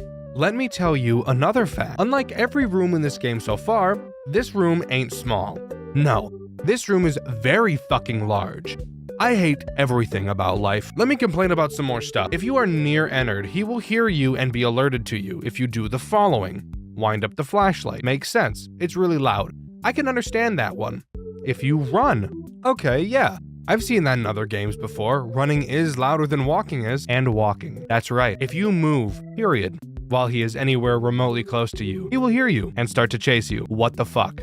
And once he starts chasing you, there's only 2 ways to get him to stop. The devs must have been smoking crack and playing Dead by Daylight while they were designing this section, because one of the methods used to escape an Ennard chase is by knocking over wood pallets placed around the room. Quickly break the pallets and continue to chase you if you don't hop bottom out of there at light speed. What's the second way of escaping a chase? I hear you asking? Well, it's by stunning Ennard. How do you stun Ennard? I hear you asking again. That's a great question. I have no fucking idea. I'm not joking. I literally have no fucking clue on earth how, on God's green fuck, you're supposed to stun Ennard. How do I know you can stun him? Well, every time you die, which, judging by the fact it took me borderline a month to beat this challenge, I did quite frequently, you will get a tip on the loading screen. One of these tips tells you that stunning Ennard will give you more time to run away than knocking over a pallet will. So I know you can, but the game doesn't elaborate on how to do that as far as I'm aware. So to this day, I still have no idea how to stun Ennard. I don't know what the hell the game is talking about. I'm stumped. But I'm not even close to done talking about this section of the game. No. I spent a fucking month on this. I can dedicate a few pages of my script to it. You can sit down and listen. I don't care if this video ends up being an hour long. You see, there is a very large, steaming hot, glaring issue with this challenge in specific. Since it's technically not a part of the canonical attraction, there's no tip screen at the beginning. But with no tip screen, there's no telling anyone fuck about fuck. So, as I said, there are 3 computers around the level. Each computer has a box of fuses with differently colored patterns on them right next to them. Each computer requires 3 different fuses. How do you figure out which fuses go where? Well, at first I looked at the colors of the wires going into the computer. I thought, maybe this will give me a hint as to what I'm supposed to do. So I tried to grab the fuses out of the box, but I couldn't. So then I thought, oh, maybe these aren't the fuses, and the actual fuses are randomly placed around the map. So I went to look. I looked, and I looked, and I looked, but I never found any fuses. Eventually, I died for probably the 48,000th time to see a tip appear on my screen. You won't be able to pick up fuses until you turn on the monitors. You didn't think to tell me that? You didn't think that was important information to give out earlier? This is why we need the fucking tip screen, asshole. But fuck me, whatever, sure. So then I started trying to figure out how to turn the monitors on. I tried seeing if I could press the buttons on the monitors, but that didn't work, so then I decided to try and find something else to do. Eventually, I found a note next to a door mentioning that Kyle leaves a keycard in his desk to open said door. Okay, cool. Something to do has just fallen into my lap. Let's go find Kyle's desk. Luckily for me, desks are in the same location every time you play, so we don't have to worry about those being randomized. After looking for a very long time, because again, I don't handle being chased well at all, it's like I fucking lock up and start freezing. I don't know what's wrong with me, I just can't handle it. So, most of the gameplay boiled down to me moving incredibly slowly and taking way more time than I ever needed to complete this challenge. But that's how I personally had to do this if I wanted to play it myself, which is also why the footage you're watching right now isn't mine. Thank you, Kono and Indie Fuel. I eventually find Kyle's desk to then find another note from Kyle mentioning that you need a crowbar to be able to open his drawer with the keycard in it. Fuck me. So, after searching for another 100 years, I find the crowbar on a desk and use it to open the drawer to get the keycard. 400 hours and 2,000 deaths later, I use the keycard to open the door and find the generator inside. Flip the switch and boom, the computers are now on. Now, 5,000 deaths later, I finally get to the point where I can pick up the fuses and match the correct fuses to the one shown on the screen. After 25,000 deaths, I managed to correctly match the fuses of all 3 computers. Keep in mind, every time I die, I have to completely restart this entire process, all the way back to shining the flashlight at the solar panel. I'm on the verge of death. So finally, I make it back to the generator to turn it on and finish this godforsaken challenge. And I do, expecting the door next to it to open. It doesn't. Come in real close for me. Come in real close. This fucking door needs a separate key that spawns randomly in the level. I'm going to clench my teeth together so hard that they shatter into a fine powder. This right here is what took me the longest. So finally, after 100,000 deaths, I finally get the key to the generator to unlock the door. Come on real close again for me, real close, one more time. Take a guess what's in this room. Is it the exit to let me move on to the next challenge? No, it's just fucking lore. I didn't know this, while I was playing. I don't watch videos about the games I play, so I had no idea what was behind this fucking door. I know that's 100% my fault, but dear God, when I tell you how fucking pissed I was when I finally figured out this after hours upon hours of attempts, I was fucking livid. I wish I was recording my attempts so I could show you my reaction. You want to know what happened after a reasonable crash out in this room? Ennard fucking walked in and killed me, making me start from the beginning again. Once again, I wasn't recording. However, this exact same thing happened to Markiplier, so I'll show you footage of this happening to him instead. Good. I was about to say, if that guy could have come in here, I would have been so mad. How could you ever get me in here? The amount of vulgarities that emerged from my lungs at a speed of Mach 50 in that moment was astronomical. Enough to shake trees and shatter the sound barrier. I was fucking livid. But again, I know full well that this entire section, this entire 4 pages of my script is an experience that only I have had. Nobody else on Earth struggled with this challenge as much as I did. Nobody in history has ever spent a calendar month pouring attempts into this section of a game that should only take 20 minutes to complete. I know it's a skill issue, and a very hard skill issue at that, but I could not, under any circumstance, neglect to mention how bullshit of an experience I had. I hope you enjoyed this segment. I eventually found the door to the generator, opened it, and climbed up the ladder into the next challenge of this godforsaken fuck-ass game. From one anxiety attack to another, let's talk about room 6. 6 divided by 2 is 3, and that's how many threats we have to talk about in this level. Awesome segue, Dexter. Thanks, Dexter. The first threat we'll talk about is Molten Freddy. Molten Freddy can appear in one of 2 vents occasionally. When you hear or see him in one, you'll have to break your mouse and spam click a lever in the vent to blind him with a light more powerful than the sun. Every time you flash him, he gets slightly pushed back, which leads to you spending an infuriating amount of time spamming the fucking lever to make him go away. The next threat is Scrap Baby. As I'm sure you've noticed, we're locked inside a fenced area. On the outside of the fence is a forest, and occasionally you'll be able to see Baby limping her way out from between the trees towards your fence. When she gets to the fence, she'll hop that shit like an Olympic athlete and fuck your shit up. To stop her, you must go to this random screen in the wall and activate the repel system, which plays the most ear-piercing sound I've ever heard in my entire life. So I totally understand why that makes Baby go away. The final threat is Scrap Trap, who in my opinion is the stupidest looking FNAF character ever designed. You can see Scrap Trap sitting on a chair down a long hallway. You must watch him closely as he will slowly start to move until his head is eventually in an upright position. When it is, you must use the same screen you used for Baby, but instead close the door and use the call system to lure him to you.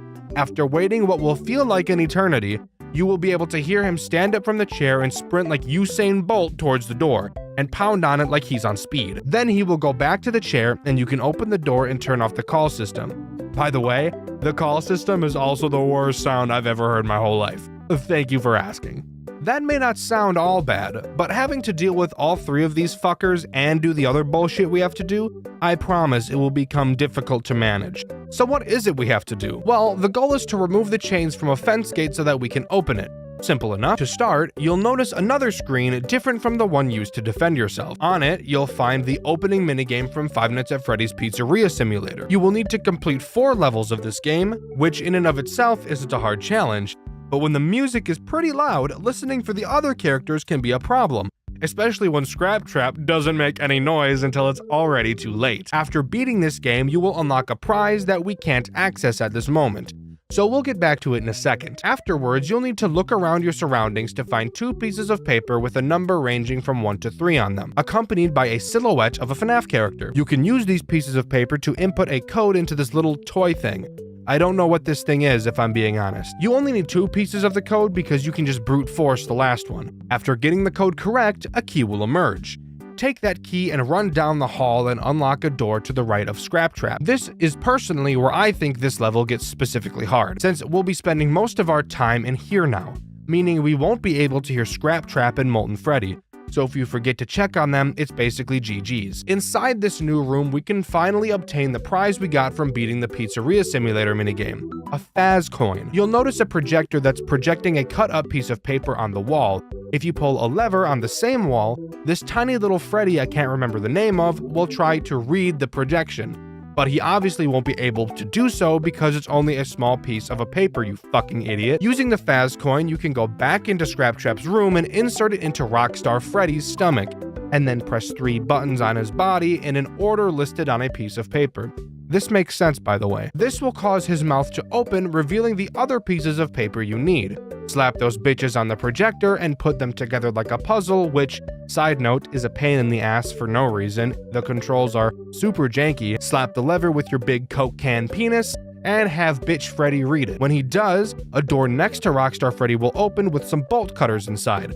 You can use these bolt cutters to cut the chains off of the fence and escape this level. This level might not seem as difficult as some of the other ones have, and while none of these levels are particularly difficult in terms of what you literally have to do, all of the levels, and this one specifically, build up so much stress and really test your nerve control. After jumping down some weird looking cellar door, we enter a new room with a computer in it. It shows an error that it detected human movement. Obviously, we just entered the room, of course. While reading through the files on the computer that detail a plan to revive someone through our corpse. Another human detection error shows up on screen. Knowing that we haven't moved, we turn around and get our shit smacked up by Vanny and get knocked out. Fun fact, you can actually spot Vanny spying on you in almost every other level in the game if you're looking closely enough. Just something cool I thought I'd bring up. We wake up to Vanny dragging us into an unknown room. And rather than me explaining what happens next, I'd rather just show you.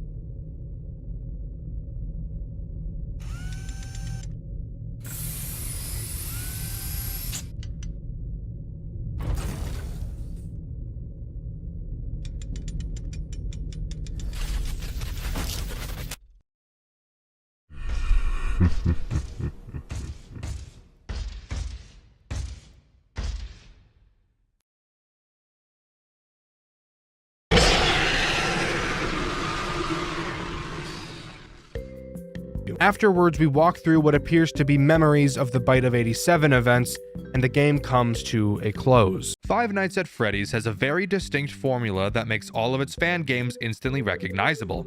Very rarely do I see a FNAF fan game and not be able to say it's a FNAF fan game, and I think you'd agree. If I showed you a video clip of a FNAF fan game you've never seen, I'm pretty confident that you'd be able to tell me it's a FNAF fan game, and you would most likely be 100% right. Sometimes, however, a FNAF fan game will be so well made to the point that at first glance you'd think it's just a normal horror game. Obviously, if you were to begin playing it, you'd very quickly notice it's a fan game, but my point is that in the gaming landscape, unless you're specifically looking for a FNAF fan game to play, even just seeing that formula or look of one would probably turn somebody away. And the game I'll be covering today is a perfect example of the opposite of that. By looking at the gameplay of this game, there's a good chance that, considering you haven't seen it before, you might not be able to tell it's a FNAF fan game at all. That's also considering you don't know who Circus Baby is. I'll get more into her when the time comes, but whatever. I really needed a hook to start this video with. Maybe this one isn't my strongest, but it's what I wrote, so it's what we're going with. The game we'll be diving into today is the web of cogs and oil. Before we begin, in the last video I asked you what your favorite non-DLC specimen from Spooky's Jumpscare Mansion was and why. My favorite comment was this one by Joker of Spades. They chose Specimen 1 because it's pretty funny how it has killed a person, and I agree. I know that they cause heart attacks to kill, but I think the funny part is how that's only ever worked on one person, one time, ever. Also, I've never said this publicly, but I have a Twitter and an Instagram account that you can follow if you're interested. I'm not super active on either right now, but I figure it'd be the normal YouTuber thing to do, so those are in the link in the description. YouTube also keeps sending me emails telling me to set up channel memberships. I feel like it's a bit too early in this channel's lifespan to set something like that up, but let me know if that's something you guys would be interested in. I would just put stuff on there for members like early access to videos, allowing you guys to have a say in what game I make a video on next, blah blah blah, membership stuff. Also, let me know if you'd prefer I did it through YouTube memberships or Patreon, but of course, that doesn't need to happen if you all don't want it to. Sorry, that intro was a bit longer than my normal ones, but it's over now, so let's hop into the web of cogs and oil. The web of cogs and oil is both similar to Five Nights at Freddy's and different from it at the same time. In Five Nights at Freddy's, you start on a menu screen, select new game, and night 1 begins. The web of cogs and oil does it a bit differently. Rather than having the game split up into nights, it's split up into challenges. The web of cogs and oil has 4 monsters, and each monster has its own challenge that you can select from the menu, and each plays differently. I actually really like this non-linearity because if I were to get stuck on one monster and get super frustrated, I could always take a break from that one and work on another. Now, of course, to be fair, I don't feel like you'll be getting frustrated with any of these monsters because none of their challenges I felt were very difficult. In fact, I beat all but one of them on the first try. What can I say? Pretty amazing. So, yeah, worship me. Moving along, I'm going to be talking about the monsters from left to right as they appear on the menu. So let's begin by talking about the corpse. The corpse is by far the easiest to defeat. When you load in, you'll immediately see a timer that begins counting down, and this is the same for all monsters. All you have to do is survive until that timer runs out. I actually really like this mechanic because I feel it causes much more anxiety and stress because you can really see how close you are to completing the challenge, and when you feel like you're on the brink of losing, seeing that you only have 10 seconds left to go can really make your asshole invert even deeper into your body. The corpse has a very basic mechanic. In this challenge, you're locked in a freezer with it. You are at the back of the freezer and the corpse is standing in the doorway blocking your only exit. All he does is walk forward, but he'll only do so when the lights on the ceiling begin to dim. I think this is really creepy. Not scary, but creepy. I'd like to imagine that he only moves while the lights are dim in hopes that you don't see him moving.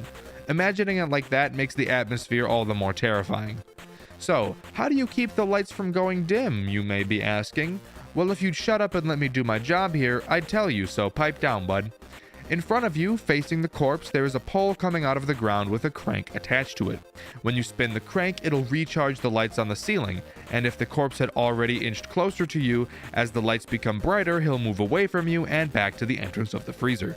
But if that were all, it'd be far too easy. Behind you, there is a thermostat that is constantly going down, making the freezer colder. You'll have to make sure the freezer's temperature doesn't drop too low, because if it gets too cold, you'll shiver so hard that it causes your back to snap in half and you'll die. However, you have to make sure you don't raise the temperature of the freezer too high either. The higher the temperature of the freezer, the faster your lights will dim, leaving you vulnerable to the corpse. And that's it. Do that until the timer runs out and you'll have beaten the corpse. Before we move on to the next monster, I'd like to mention that there is a remaster of this game that is currently being worked on. It's on hiatus right now, but I think it'd be fun to offer some suggestions to the dev that I think would be a cool addition. I love the way each monster plays as it is, but I think it'd be a cool idea if there was sort of a new game plus type feature, wherein after you beat a monster, you can challenge them again and the difficulty will increase, granting you a second star for that monster. But I feel that the way you'd increase the difficulty should definitely be through mechanics rather than just saying, "Hey, thermostat, go down quick, corpse move faster and throw cheeks." For the corpse, I think a really interesting way to increase his difficulty would be to make it so that once he inches closer to you, he won't move back once you recharge the lights. This will make the whole challenge feel much more intense, as you won't be able to spend nearly as long on the thermostat as you typically could. Again, this is purely a new game plus type of idea, as I think the way each monster plays normally is pretty perfectly balanced. This would just be for the sociopaths who want more of a challenge. The second monster is the Trickster. The trickster is a little toy clown. In his challenge, you're sitting in a bedroom with him in front of you. All you have as a tool of defense is a flashlight. However, the battery to this flashlight drains pretty quickly, so having it on for too long will very easily fuck you over. The trickster begins in front of you, slumped over. You'll have to listen closely for his footsteps. Once you hear him begin to move, you'll have to find which side of the room he's running towards and flash your light at him. Once you do, he'll ragdoll on the ground in a very painful looking way. If at any point he goes off of either side of your screen, it's game over. Fun fact, this is the only monster I lost to, if you were curious. However, I don't blame myself. Watch this clip. Hey, that was not my fault. That was not my fault. We flashed him. We flashed him. What is this bullshit? That, my friends, is what I call Class A bullshit. Anyways, that's not all this little fucker does. If all you had to do was listen, it'd be incredibly easy. This guy will also move without making any noise at all. When he does, he won't move towards the sides of your screen like he does when he makes noise. Instead, he'll slowly inch towards you. This forces you to turn your flashlight on to check his location all the time to make sure he's not creeping up on you. But of course, because your flashlight drains so quickly, doing so isn't exactly something you'll want to do. On top of this, there are also two jack-in-the-boxes on both sides of the room. Occasionally, they will pop open and create footstep sounds that are basically identical to the trickster's, and will trick you into turning your light on. Get it? Trick, like in trickster? Like it's his name? Trickster? Trick? Like that's why they call him the trick. Repeat this process until the timer runs out and you're all good. I think a fun way to increase the trickster's difficulty would be to require your flashlight to be on for a period of time before you could turn it off. I say this because by the time I finished the challenge, my flashlight battery was basically half full. All you need to do is very quickly flash it off and on. This gives you enough time to check and make sure he's still there without wasting almost any battery at all.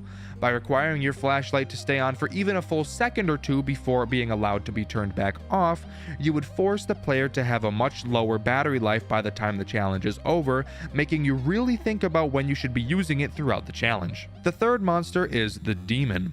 This one is a doozy. In this challenge, you'll find yourself in a basement with 4 candles and a pentagram on the wall. All you have to do is manage 3 things. 1. Make sure the demon's candles don't go out. The demon has 3 of the 4 candles. 2. Make sure the servant's candle doesn't go out either. The servant has the remaining 1 candle. And 3. Make sure the pentagram on the wall doesn't get too bright. Doing all of these things is really easy. It's managing them all at the same time that can get stressful. Let's start with the pentagram. Throughout the night, it will slowly begin to get brighter and brighter. All you have to do is click hold on it to slowly dim it back down. It's pretty much the music box from FNAF 2. The demon's candles will occasionally go out at random. When one does, all you have to do is click on it to relight it. Super simple. It's the servant's candle that makes this challenge hard. The servant's candle goes out far more frequently than the demon's does, and when his candle does go out, instead of killing you like the demon does, he instead will go over to the demon's candles and blow them out. And he does this very fast. It feels like most of the time that the moment that little asshole's candle goes out, he spawns on the demon's candles and blows those bitches out. It's honestly the pentagram, however, that will really make your penis retract inside your body.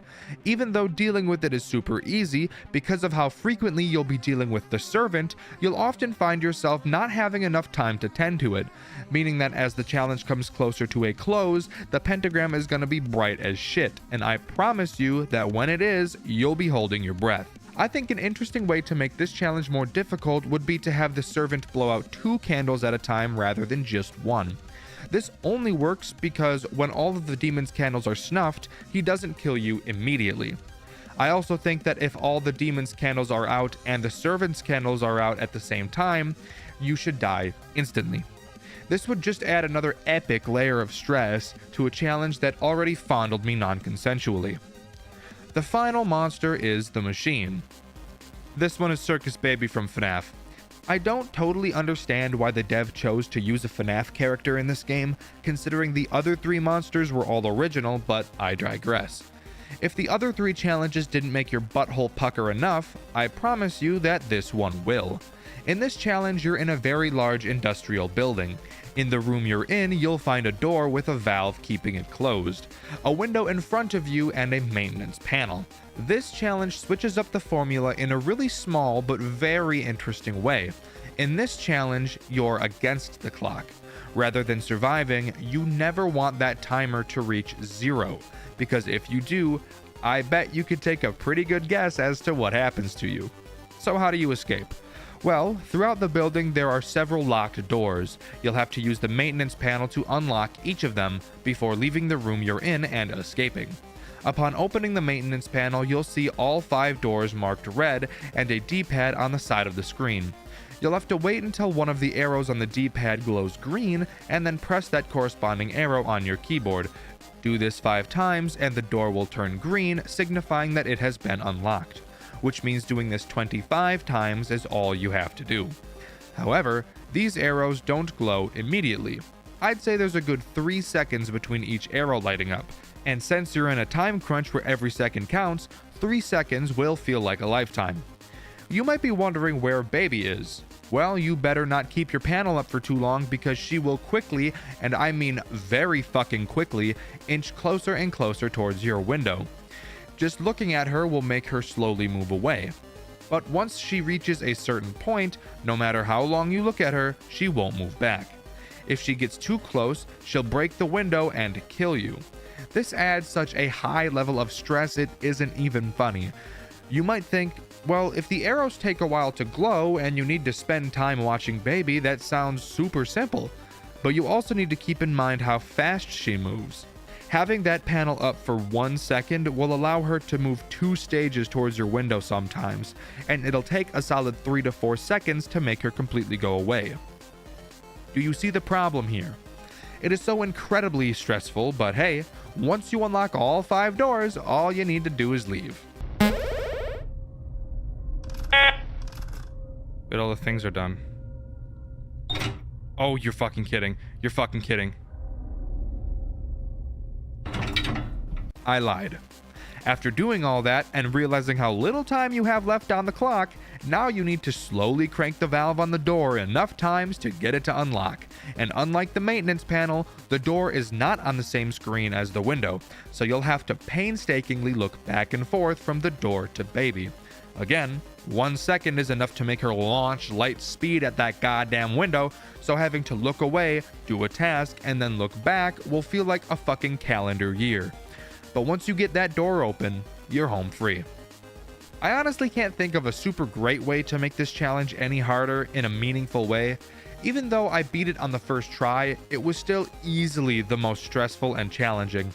I'm pretty sure I only finished with 2 seconds remaining, but if I had to think of something to add more challenge, I'd say each door you unlock in the maintenance panel should have a different way of unlocking it.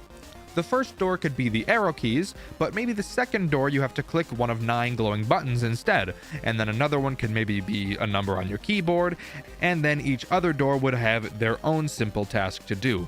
And you could have each door's task randomized so that you couldn't prepare for what you'll have to see in a playthrough. I think you should definitely leave the final door section the same though. I think it's so cool how that's thrown at you last minute, and I love it. What's the best Five Nights at Freddy's fan game ever made? I think there's a few answers that could really give a valid argument. Maybe you think it's One Night at Flumpty's. Maybe you think Pop Goes. Or maybe... maybe you're super wrong and think Five Nights at Candy's 2. God, I fucking hate that stupid game so much. It's so goddamn boring and repetitive. I'd rather stick my dick in a toaster than play it. But hey, that's probably a video for another day. I should mention that the title of this video says the best FNAF fan game, but what that really means is from a gameplay standpoint. How fun is it to actually play? Maybe after hearing that, your answer has changed. The game we'll be covering in this video is, in my opinion, the best FNAF fan game from a gameplay standpoint that has ever been made, The Joy of Creation, Storyborn. Fun fact, Markiplier also agrees with me on this point. I'm not even lying about that. This was amazing. This is by far the best Five Nights at Freddy's fan game ever made, just from a gameplay standpoint. And I'm only speaking from a gameplay standpoint. So yeah, Markiplier and I are basically best friends. Mark, if you're watching, best friend, leave a comment that just says, "Peep." That way everyone will know that we are canonically best friends. Thanks, my boy. Before we begin, I'd like to greatly apologize for my lack of videos in the last 2, probably 3 weeks as of the time of this going up. I just got done moving to a new city and starting my new full-time job, so I have not had any free time. But I'm finally back in the groove, and I have a set work schedule that won't change, so expect uploads to be more frequent now. I plan on releasing 1 video a week on the White channel. Don't quote me on that, but I will definitely try my best to keep it up. Also, big news, we have a community Discord server now. Hooray! A while back I asked you guys in a community post if you wanted a Discord server, and the majority of you said yes. So I hunkered down and actually got one created. It probably isn't the best, but with your guys' suggestions, I'm sure we can make it a place where we all want to hang out and chat with each other. You can join using the link in the description. In the last video, I asked you all what your favorite monster from the web of cogs and oil was. My favorite comment was this one by Ads the Flareon. They chose the corpse, and while my favorite is the trickster, I really like the thought process behind this answer. Flareon says that they're so desensitized to animatronics that the machine isn't even on the table for favorite. They go on to say how out of place the corpse feels and how that alone makes it the creepiest. Jesus, would he just get to the topic of the video already? Yap, that's all this bozo does. Listen, I hear you. You don't need to be a dick. Let's get to the video. The Joy of Creation story mode is, as I'm sure you already know, not the first game in the Joy of Creation series, but let's all be honest with each other, it's easily the first one that's actually enjoyable to play. The original Joy of Creation might actually be the most boring experience of all time. It consisted of you sitting in a chair, spinning in a circle, and flashing your flashlight at everything you see for an infinite amount of time. That's right, there wasn't even a time system. Story mode, however, is absolutely amazing, so let's get into it. The game opens with a cutscene. We play as an adult named Nick Cawthon. Recognize that last name? Well, you should, and don't worry, I'll be talking about it in a bit. Nick walks up to an old house in the middle of the woods and recounts how long it's been since he's last been there, insinuating that something terrible happened inside before. We get a flashback detailing the start of what happened, and we're shifted into the point of view of a new character named Michael. Michael wakes up in a basement. We find out it is in fact not Michael's basement, and is instead Scott Cawthon's? What the fuck? Regardless, Scott asks Michael what he's doing in their house. Michael states that he doesn't know, and a child version of Nick convinces Scott and Val, who is Scott's wife, to let Michael stay the night at their house. Absolutely, positively, possibly one of the worst plays I've ever witnessed in my whole entire life. You found a guy in your basement, talked to him for 3 minutes, got a solid 0 answers from him, and allowed him to stay in your house overnight while your wife and child are inside. Absolutely brilliant. This is when we enter the first, what the game calls, memories. I can't call them nights since all of the challenges we will play through actually happen at pretty much the exact same time. For Memory 1, we are in a bedroom in a crib, where we play as Nick again, this time as a child. We wake up in the middle of the night during a thunderstorm, and Michael starts talking through Nick's baby monitor, effectively acting as the phone guy of this memory. Michael explains to Nick that there are monsters trying to get him, and explains in detail how to fend them all off, explaining that at 6 a.m., the monsters will all go away, and we're thrown into the first challenge.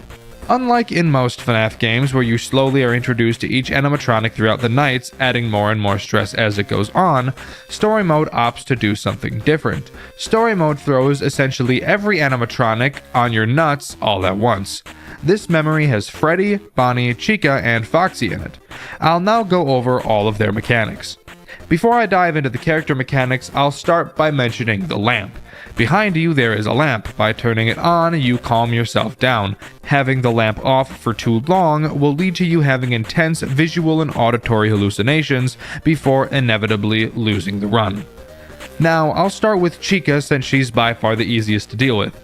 Chica comes from your closet. There will be a noticeable audio cue when she opens the closet door. When she does, you'll have to turn off your lamp and wait for her to go back into the closet. Personally, I didn't know Chica swang that way, but I think it's pretty sick. Next, I'll go over Bonnie. Bonnie comes from your bedroom door. He will make a notable audio cue like Chica. He will knock on the door 3 times. When you hear this, you'll need to be quick, because you only have so long to react. When you hear the knocks, you'll have to quickly shut your lamp off and lay down in your crib. I should mention that laying down is a mechanic, and if you lay down while Chica's in your room, she'll kill you. After laying down in bed, Bonnie will slam your door open, look around, and then leave the room again, which tells you that it's safe to get back up and turn your lamp back on. Bonnie has this really weird mechanic. I'm not sure if it's a bug or if it's intended.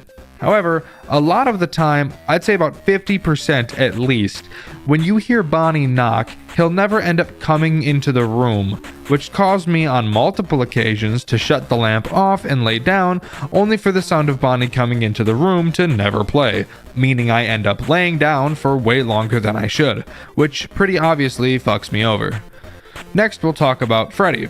Freddy appears at the window next to your crib. When he does, all you need to do is close the curtains to prevent him from seeing you. After a few moments, you'll hear a quiet sound cue letting you know he's left, and it's free to open your curtains again. But what if you hear Bonnie knocking or Chica coming in while you're holding off Freddy? Well, I'll tell you, you'll just get bread in the butt. So when you shart Bonnie's jizz on the toilet after being bread in the butt, we can talk about Foxy. Oh my god, Foxy. Foxy's under your bed like your weird uncle. Occasionally, you'll hear him scratching his hook on your bedpost. Well, at least, that's what Michael says that he's doing. I personally subscribe to the belief that he's scratching his hook on his big fat stupid balls. When you hear him doing this, you know that he will soon be attacking. A while after the sound cue, you will be able to see Foxy's hook on the back of your bed. When you do, you know you don't have much time left until he attacks, so quickly turn off your lamp, lay down, and close your eyes. Oh yeah, forgot to mention you can close your eyes while laying down. It's just used for Foxy, which is why I didn't say anything. Repeat this ass cycle enough times, and congrats, you've beaten the first memory. Only 4 more left to go. The second memory takes place in the living room of the house. In this memory, you play as Scott's wife, Val. We start with a cutscene where Scott tells Val that he's going to make sure Nick is okay, since both of them are pretty uncomfortable with Michael staying in the house, which bodes the question, why the fuck did you even let him in? Regardless, Scott leaves and Val is left alone. This game mode is honestly probably my favorite. I personally feel it is the most terrifying out of the rest. In this memory, rather than being confined to one area like normal FNAF games, you're freely able to move around. Just like in the last memory, you have to survive until 6 AM against all 4 main animatronics. Michael tells us that we're fucked and to just hide. Thanks, Michael. Very helpful. Since Michael was no fucking help at all, allow me to explain what it is you're supposed to do on this night. Let's start with Foxy and Freddy. These two act identical to one another. Each come down the hallway on one side of the living room. You can check how far away they are by turning the TV on while watching their cameras. Yeah, for some reason Foxy and Freddy have cameras mounted on their faces or something. I'm not really sure, but we don't question it. You can stall one of them at a time by holding down a button. Somehow. I don't really know, guys. I really like this memory, but this part actually makes no sense. Please bear with me. Get it? Bear. Like Freddy. Like Freddy, because Freddy's like Freddy Fazbear. Like he's a bear. Bear with me. Do you get it, guys? Guys, do you get because he's like a bear? You'll notice that Foxy and Freddy both move at the same speed. So if you don't begin stalling one of them, they will reach your room at the same time, which will mean immediate death for you. How do you keep them out? I hear you asking. Well, guess what? You don't. That's right.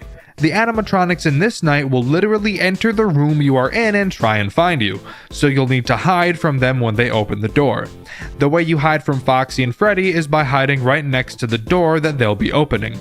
The only problem with this is that when you're standing next to one door, you're right in the line of sight for the other, meaning that if you're hiding from Freddy and Foxy opens the door, he'll see you and promptly kill you.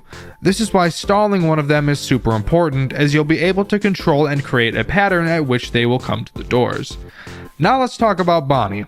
Along with the 2 doors that Foxy and Freddy come from, there are also double doors to the living room as well. I really have no idea why there are so many entrances to the living room. This house is a fucking maze. Bonnie doesn't have a camera, so you can't watch him directly. Instead, you'll have to walk over to the double doors and look through the keyhole to see how close he is. Once he gets close enough that you'll be able to smell the grease on his fuzzy nutsack, you just have to hide on either side of the double door and wait for Bonnie to arrive and close the door. Which brings yet another issue. When you're hiding from Bonnie, whichever side of the door you're on will leave you vulnerable to either Freddy or Foxy, so you'll really have to balance and know where Foxy and Freddy are at all times.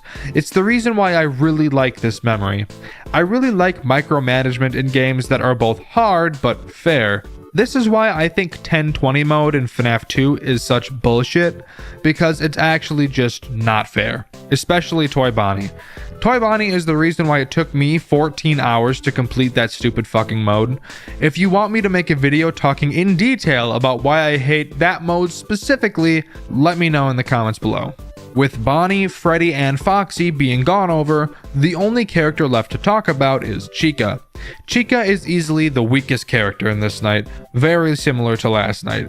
Chica will randomly appear next to one of the windows in the living room. You'll be able to tell because she starts growling? What?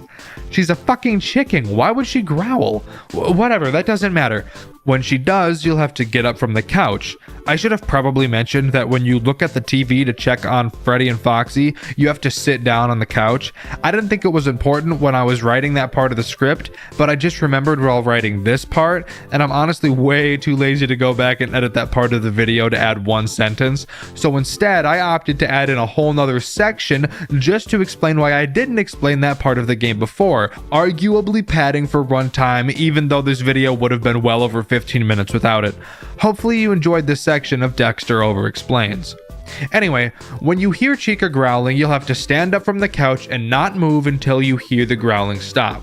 Once you do, you're free to move again. If you move, Chica will jump scare you, which actually doesn't kill you until the final hour. Instead, it will just send you back to the couch and you won't be able to check the cameras for a while. Chica is easily the weakest part of this memory, as previously stated. She just feels so shallow compared to the other three. I know the other three all do the exact same thing, but they do so in a way that feels interesting. They do so in unison, as even though they do the same thing, they all work together in a way that keeps up the intensity all night. Chica just feels so out of place. After 6 a.m., this memory is over and we can move on to the next one. The next memory takes place in the office where you play as Scott Cawthon himself. This memory starts with Scott going to check on Nick, but of course, we both know what Nick and Val are going through at the moment. Now it's Scott's turn. Scott sees Freddy and starts running. I'm talking haul assin'. His house starts going batshit crazy and Scott hides in his office. He listens to a tape he left himself on how to defeat the animatronics that he made. I try to wrap my head around this section and the lore implications behind why he was leaving himself recordings, but I'm honestly too tired and way more focused on the gameplay in this game. This night is okay, I guess. It's interesting at the least, and it's very clearly just a large improvement from the first Joy of Creation game. Instead of just spinning in a circle and flashing your light when you find animatronics, you actually instead have to actively search for each animatronic. Let's start with Freddy, since he's both the easiest to deal with and the weirdest overall. Freddy can appear in any of the 4 entrances to the office: the front door, the window, the other window, and the closet. Just like the living room, this memory is free roam, so you'll move around to find the animatronics. When you find Freddy, just flash him with your flashlight and he'll leave. Something very interesting about Freddy that I should note: if left unanswered, Freddy will not kill you throughout the memory. Rather, he acts as a check for the end of it. If you reach 6 a.m. and Freddy is in one of the locations where you could find him, he'll kill you, so you have to make sure that you're really on top of him. I'll talk about Foxy next. On your desk you'll find 3 monitors with cameras. It's been so long, really starting to feel like classic FNAF now.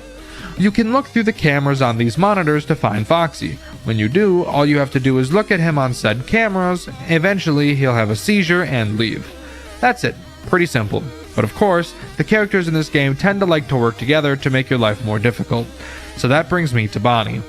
You can also find Bonnie on the cameras. However, if you see Bonnie on the cameras, make sure not to look at him directly. If you do, he'll punch the shit out of your camera, and you'll no longer be able to look at it for the rest of the memory. Instead, you have to go to the location corresponding to which camera you saw him on and flash him with your light to make him go away. Now we can talk about Chica, who, unlike the last two memories, is actually my favorite. So, there's this giant fucking hole in the wall of your office. I don't know why. You also don't know why, so we won't question it. Chica will try to fit her big fat hairy ass through it slowly, and I do mean slowly. Slow as fuck. So slow. Once she begins to wriggle and writhe in your hole, pause. Once she begins to shake on your hole, pause. Fuck. Once she begins to force herself through your hole, pause. God damn it. You know what? Once she starts to move, you have to get up and find 3 cupcakes hidden around your room. Once you do, she'll leave. These cupcakes can be hidden in drawers, behind posters, and my favorite, in the fucking garbage. Since it may take you a bit of time to find these cupcakes while working on dealing with the other animatronics, if you look at Chica, she will stop moving, giving you more time to look for the cupcakes. Congrats, you little stinker. Once you hit 6 a.m., if Freddy is gone, you're free to move on to Memory 4. Memory 4 is by far the most different and intuitive. I will say I'm not super sure how it works, so I'm sorry if my explanation is god-awful. In fact, since I'm so nervous I'll be god-awful, I'll let my best friend Markiplier that I mentioned earlier take it away. It's totally gonna be him giving a detailed explanation of this memory, and totally not just me doing a montage edit of his playthrough of this memory with a little bit of commentary. Mark, please don't copyright this, we're best friends. My name is Markiplier. It's time to go into the basement. Whoa. Kids! Are any of you there? I found your note. Daddy's here. You must be really scared, but I'm here. I created you. Freddy, Bonnie, Chica, Foxy. How is this happening? What are you? What are you? Ow! Ah, good. Yes, you put me in the shitty toilet. Oh, good. Thank you for that. Why is this in my basement? Oh, okay. All right, then. Am I not going to get any information about this one? Am I just going to be left to my own devices? There seems to be a lot of 6 on the walls here. Oh, hi! Hello? Who are you? Hi! Yeah, I gotta get through the door. I'm gonna try to sneak over to the bathroom again. Why did I come in here? I didn't need to come in here. Oh! Ah! We come from the fire! I need a cupcake, I need a triangle, I need a swirkly-doo, I need a roll. I don't know what any of those are. Ah! I am in the furnace! There must be like... Oh, what the fuck? Okay, I got a hook. Oh, okay, that's in the furnace now. Well, that's good to know. Okay. No? Alright then. Yee, okay. Nope, you're still there. Okay, that's a problem. Yeah, I'm right there. Okay, got it. It's gone quiet. What? How does that make sense? We've got 4 more to go, and that one took a while.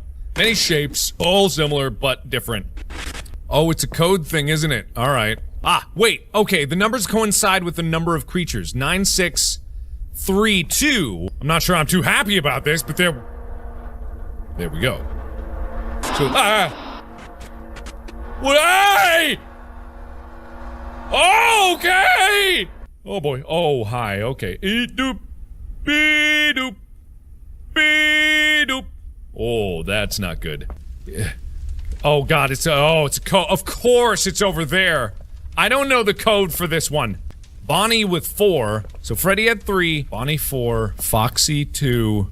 As it leaves Chica with 1, right? Oh, I see. Okay. They're colored. Okay. Chica first. Foxy second. Ooh. What? Okay. Oh. Oh, I can close it behind me. Alrighty then. Got the key. I don't know! Let's see. Okay, where am I now? Pressing forward because I got nothing better to do and I have a funny feeling I'm gonna die. Okay, that's... keep going. Okay, don't look back. I'm not gonna look back. Why would I look back? Okay, I looked back and I don't know what that did, but I did it! Ah! Ah! That's why you don't stupidly look back. Alright, number 2! Oh, that was number 3! Oh, we act, we posed, we played, we stopped, we stared, we scream. Hi, Golden Frey. Oh, he remains. Oh.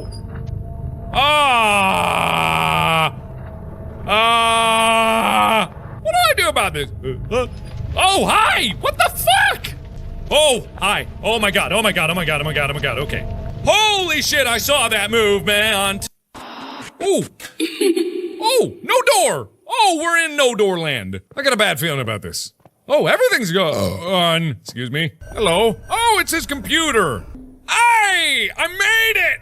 Simple tricks of the mind or something more sinister? I don't know. I don't know what that means. Bye-bye. Wasn't that sick? Thank you, Markiplier. Truly my best friend of all time.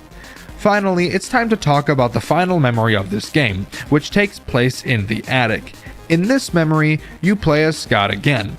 Michael beats your shit up and ties you to a chair in the attic. He tells you that you're gonna burn and die, because fire in Five Nights at Freddy's is like beans on toast to British people. I don't know if I'd call them people though.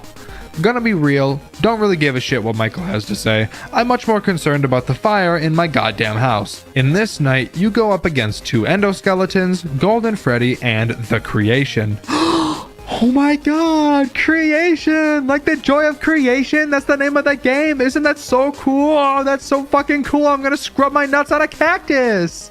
Anyway, The Creation is the coolest part of this memory, so I'll cover it last. Let's start with the poopy ass Golden Freddy. Unlike other memories, surviving isn't enough to complete it. Instead, you actively have a task to complete. In this case, you have to find Golden Freddy on your cameras 12 times and shock him. Once you do, you finish the memory. Sounds pretty easy, doesn't it? Wrong, you fucking idiot. It's actually pretty bullshit. Wanna know why? Because of The Creation. But I'll get to the poopy ass Creation in a minute. First, I have to talk about the stupid bumbling endoskeletons. So as I was double checking their mechanics, I learned that the endoskeletons are actually called the Fallen. Pretty cool, I suppose, and typing the Fallen is way easier than typing endoskeletons over and over again, so that's what I'll be calling them. In your cameras, you can switch from the house cameras to the attic cameras. It's on these attic cameras where you can see the Fallen. Inside of the attic, there are 2 large doors. Each Fallen will come from one of these doors. When you hear their enormous fat asses trampling down the hall, just make sure you close the door on the correct side of your attic to not have your ass blasted. I should also mention that Golden Freddy can appear in your office all transparent like. I don't really know what happens if he does this, as every time I saw him I quickly looked away out of habit from FNAF 2. Now we can get to Poop Dog, aka The Creation. The Creation will start in the basement of your house. As the memory progresses, the Creation will make his way through the house and to the attic where you are. Now, I know just by looking at him, you may be thinking, God damn, that robot is really hot. And I agree. However, this is not the character you're going to want to rule 30 for you. He'll bend you like a contortionist, but we both know full well that you can't bend like that, so you'd probably just end up dying. On your cameras, you'll see these 4 markers that represent doors or barriers. As the Creation moves, he will break his way through these barriers in an attempt to get to you. You can use your shock to send him back a phase in the cameras, but this brings up an issue.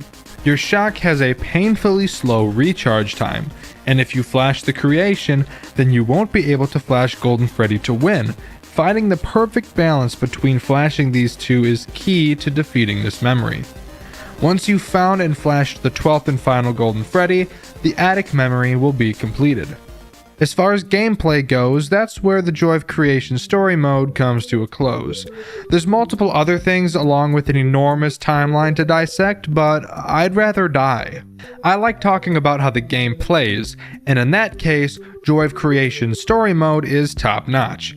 Every single memory plays completely differently, and I think this is the main reason why it's so good. With other fan games, and even the originals themselves, you quickly understand what you need to do and can then begin to come up with strategies that allow you to not use certain intended parts of the game. For example, FNAF 2. In FNAF 2, there are a lot of cameras. Like, a lot. However, you only ever need to use one. That's not very interesting when you think about it. You actually have no good reason to ever look at any of the other cameras in the game because the music box is all that matters. Same goes with FNAF 1. The only cameras you have to look at are the right corner cameras to make sure Freddy stays put, and occasionally you'll have to check on Foxy, but if you're playing correctly, you don't even have to look at Foxy in order to win. The Joy of Creation story mode switches up the gameplay loop every night. None of the nights are terribly complex, leaving out the attic, but since you have to learn something new each night, that's not something I have a problem with. I think if you were to take one of these memories from this game and turn it into a standalone game, I wouldn't like the game very much, because repeating formulas just isn't fun in any game. Don't keep repeating yourself, or if you do, make sure that it's repeated in a way that's interesting. For example, Undertale. While that whole game is based around an RPG battle mechanic, every enemy has unique and different attack patterns to learn, and just when you get bored of dodging projectiles, the game switches it up and changes the mechanics and physics of the heart you play as. It's brilliant, and so is this game. What is your favorite Roblox game? Don't answer that. I don't want to see any comments saying Forsaken, that game is terrible. Let me be more specific. What is your favorite Roblox FNAF game? Maybe you say FNAF 2 Reimagined. Maybe you say dog watching. Well, I personally have found a new FNAF Roblox series that we could add to the conversation. Today, we'll be talking about Five Nights at Marcus, a series many of you may have never heard about. However, with 3 games being in the series, I'm willing to bet you've heard of the third. It's just a little game that goes by the name of Far From Land. Yeah. That's something even I didn't know about until starting to do work for this video. This series tries a lot of interesting things and succeeds and fails at a lot of them. Today, I'll be going over each of those things, so join me as we dive into the world of Five Nights at Marcus. And with Five Nights at Marcus, we obviously start with the first one, and night 1 of game 1. And with night 1 on the way, we bust a nut into our office and can start learning about everything important that we need to learn. To start, let's just talk about our office itself. Obviously, we have our monitors for our cameras in front of us, but we also have a picture of a cat named Oscar on our desk, and I think that's great. Also, if you open the drawer on your desk, you'll see another picture of Oscar. Just lovely. Looking up, we see a big vent, but we'll focus on that later. Turning around, we'll see the door to our office, which cannot be closed, which is a bit concerning just knowing the type of game we're playing right now. And behind us is also a maintenance panel, which we will be using to complete the night. How do we do that, you ask? Great question. On this maintenance panel, you will see several tasks we have to complete. That's right, Five Nights at Marcus uses a task-based completion system rather than a time-based one, which can be a blessing and a curse in some instances. The tasks are mind-numbing. Just press a button and wait for it to load 5 times and the night is over. But what about the threat this night introduces? That would seemingly be Marcus himself. You can find him on the cameras just laying on the fucking floor. He has no legs, so we can all laugh at him for being crippled. Where's your life alert, buddy, huh? Get up!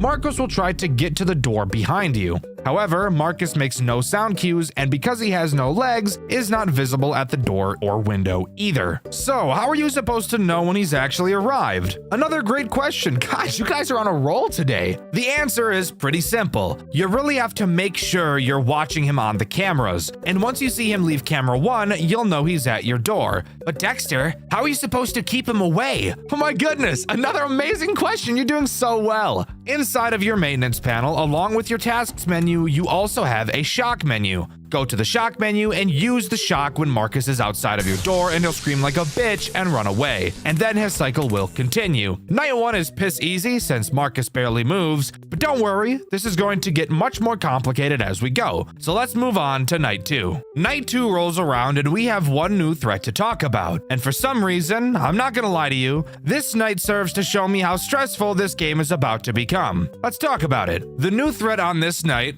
not gonna lie, I don't know the name of him, so I'm just gonna call him Green Man. Green Man attacks in the same way as Marcus, except noticing him is a lot easier. When he gets to your office, he has 2 phases. One outside of your window, and one where he's standing in the fucking doorway. Which I can't lie, scared the shit out of me the first time I saw it. Oh. What's that?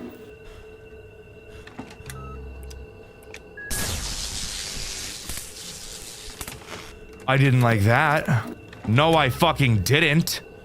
What the fuck was that about? Which you can see in my full playthrough over on my second channel, Dexter Black. Exact same thing as Marcus here. Whenever you see him in your hallway or at your door, shock his ass and he'll reset.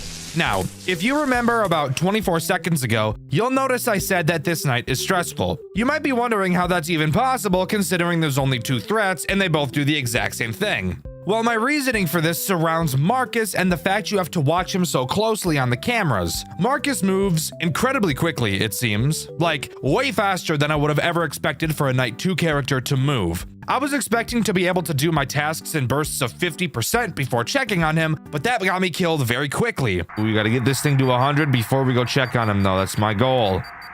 We gotta get you to 100, bro. Perfect. Fuck me in my ass.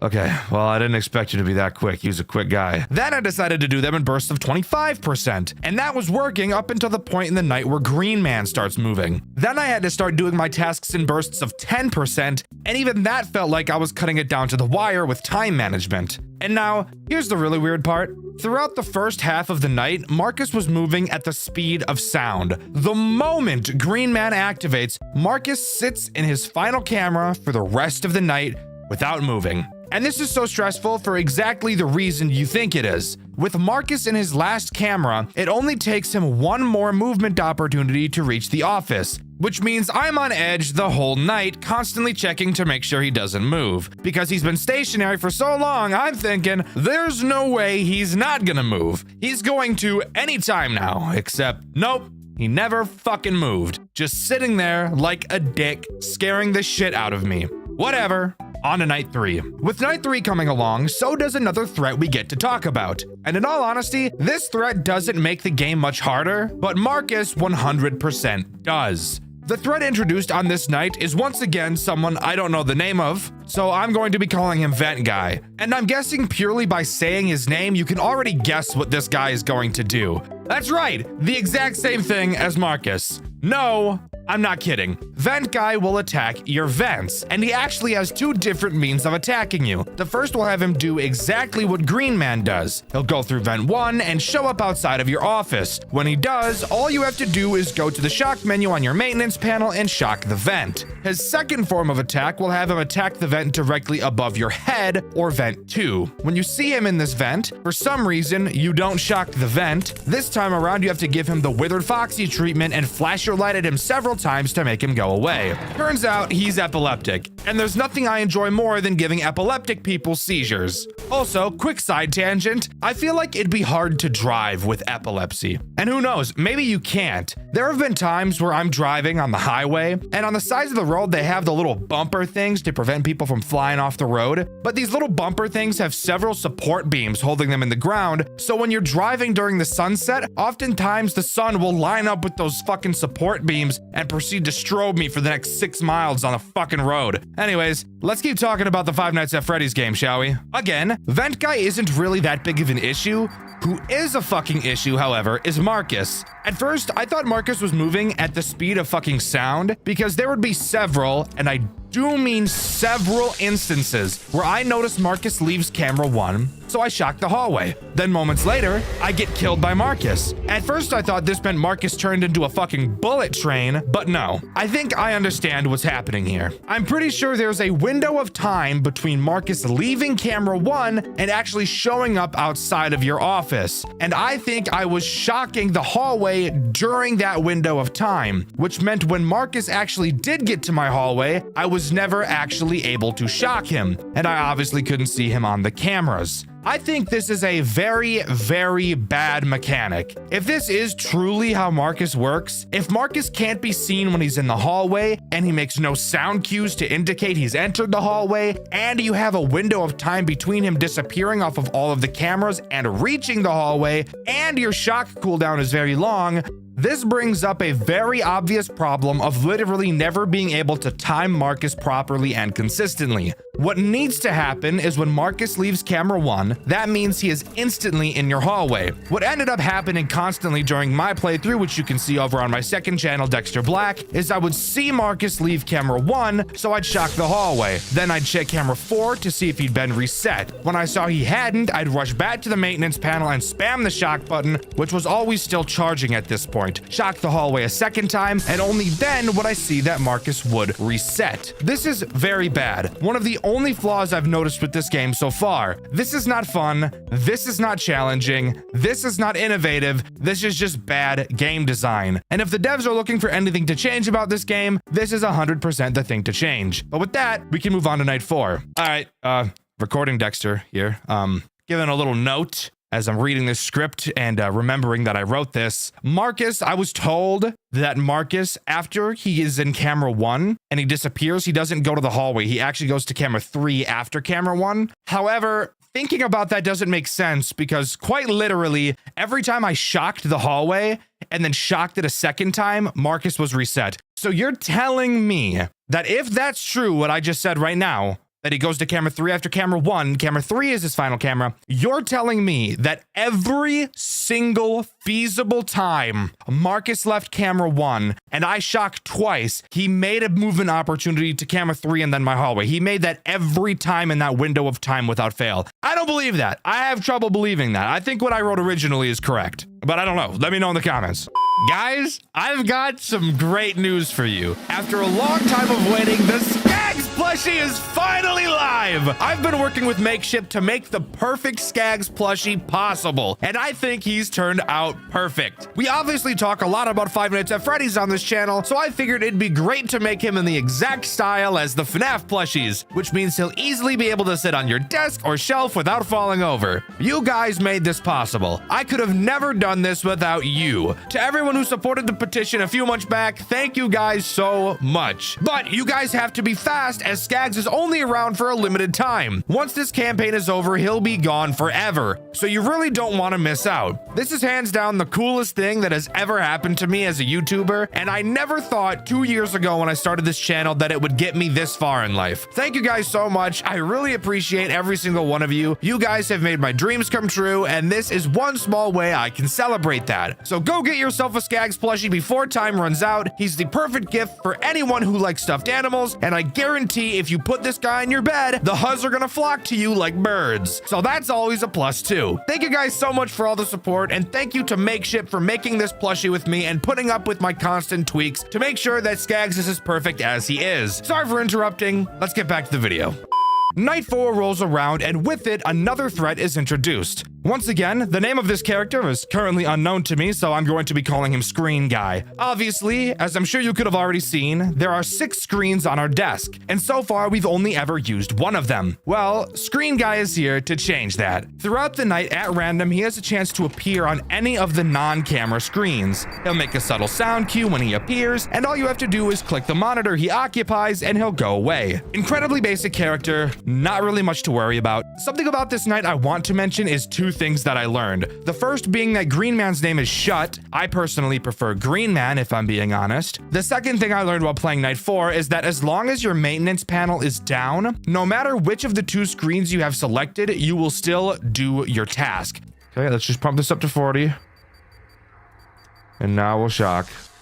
Oh, wait, it's still going. Well, isn't that just the best thing you've ever seen in your life? I didn't know I was gonna do all that now. Which means if I notice Marcus has left, now that I know I basically have to shock him twice to properly time it, I can start on my task, flip to the shock panel, and while I take a billion years shocking him twice, the task I selected will still be performed the entire time. I'm sure this was probably obvious to most people, but shut up, I just figured it out now. Anyways, on to night 5, since there wasn't a whole lot to go over this time. Once again, night 5 introduces nothing new and just goes about being a harder version of night 4. While a little boring, there's nothing wrong with that. It is the first game in the series after all. However, there is something interesting to talk about. But before I talk about it, I want to mention the names of the characters I've failed to mention so far. Vent Guy's name is officially Dahomey. Yes, I'm serious. What a silly name. I personally prefer Vent Guy, I'm not gonna lie. And then the weird monitor guy's name is officially Shadow Marcus, which, by the way, I didn't mention this. If you ever don't click his monitor in time, he'll just appear behind you and disable your maintenance panel, ensuring that you will die. Anyways, on to that interesting thing I mentioned about 20 seconds ago. After completing night 5, the game doesn't just end like I expected it to. Instead, we get this cutscene.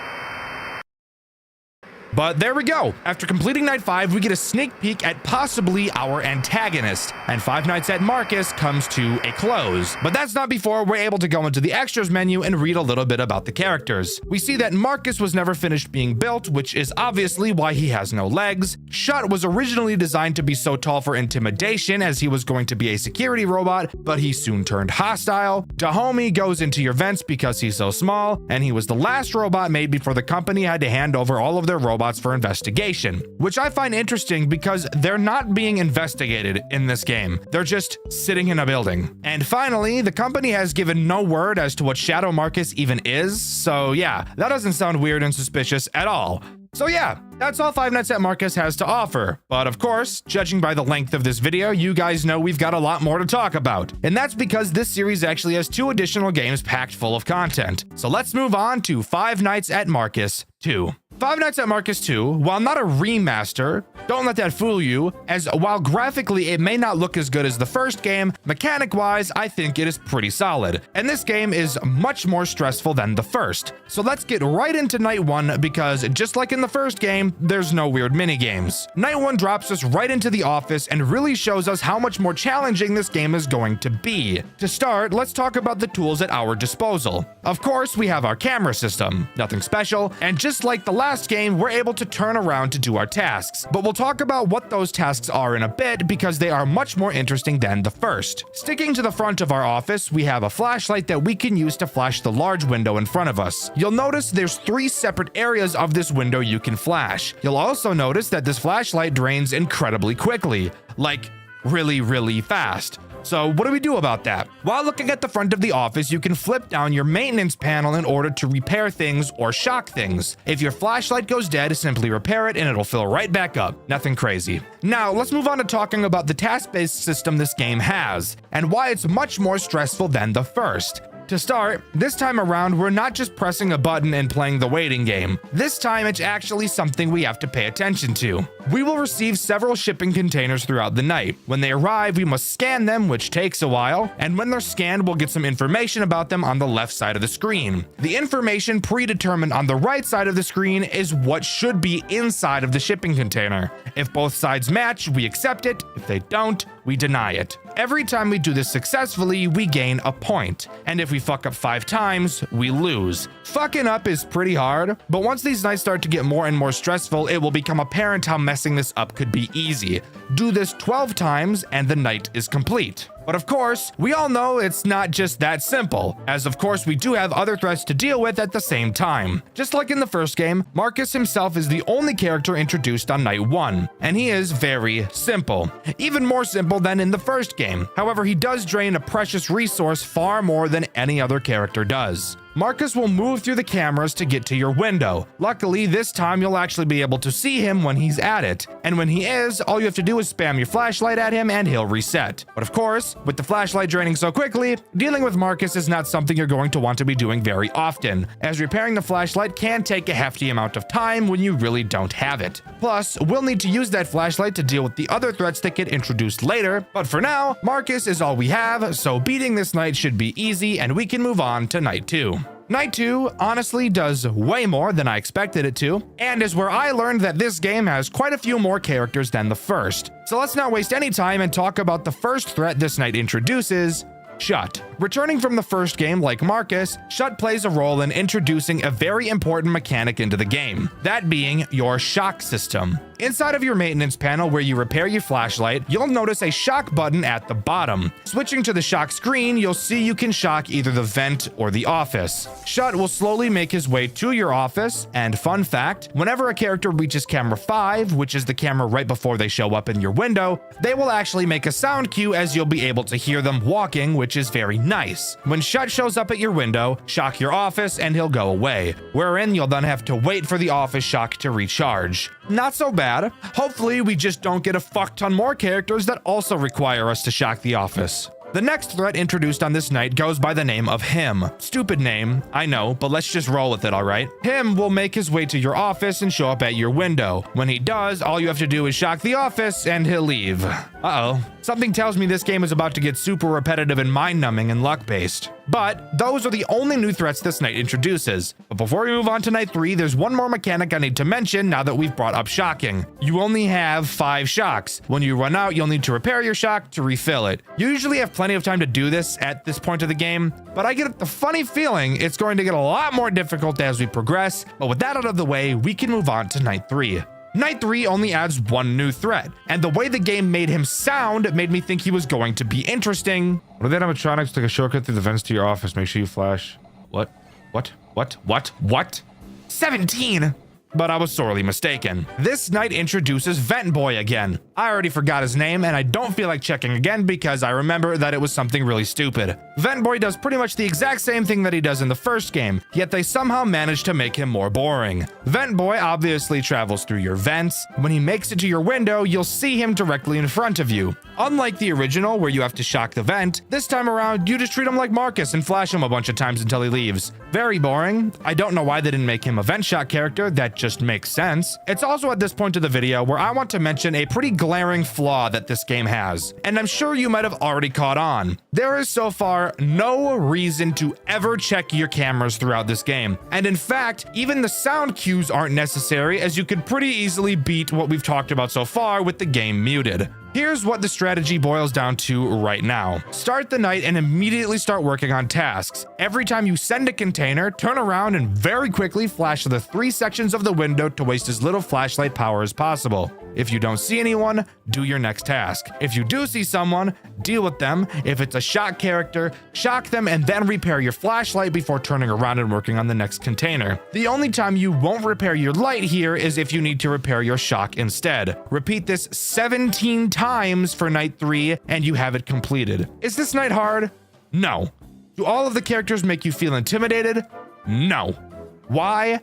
Because even though we have 4 characters active at this point, there are still only 2 mechanics to deal with all of them, as this game continues to dive into the FNAF 2 repetition problem. But let's hold out some hope and move on to night 4. Night 4 is nothing special. No, literally, quite literally nothing new is added on this night at all. And for some reason, during my playthrough, which you can see over on my second channel, Dexter Black, I actually got attacked far less times than I did on night 3, which I thought was really weird. The only thing that actually changes on this night is how many cargo containers you have, which on this night was 18. Boring stuff. Let's move on to night 5 where something interesting actually does happen. Night 5 does something different, thankfully, that being introducing one new threat that actually really changes something about the gameplay loop, which this game 100% needed. This new character is Vent Boy 2.0, and I'm calling him that because, once again, I forgot his fucking name. Ventboy 2.0 adds something from the first game that I wasn't a super huge fan of. As I'm sure you could have guessed by his name, he travels through the vents, except unlike Dahomey, he doesn't drop down in front of you for you to flash. He works exactly how Marcus does from the first game. He'll travel through your vent cameras. Once you see him disappear from them, you know he's about to attack. During this time, all you have to do is shock the vent and he'll reset. While not a hard mechanic by itself, it does hurt my dick that I actually have to try to beat this game now. Although it is good that at least now finally on night 5, we have a reason to use the camera. Too bad we only get one night with him, as night 5 is the final night Five Nights at Marcus 2 has to offer. However, we still have one last game to talk about,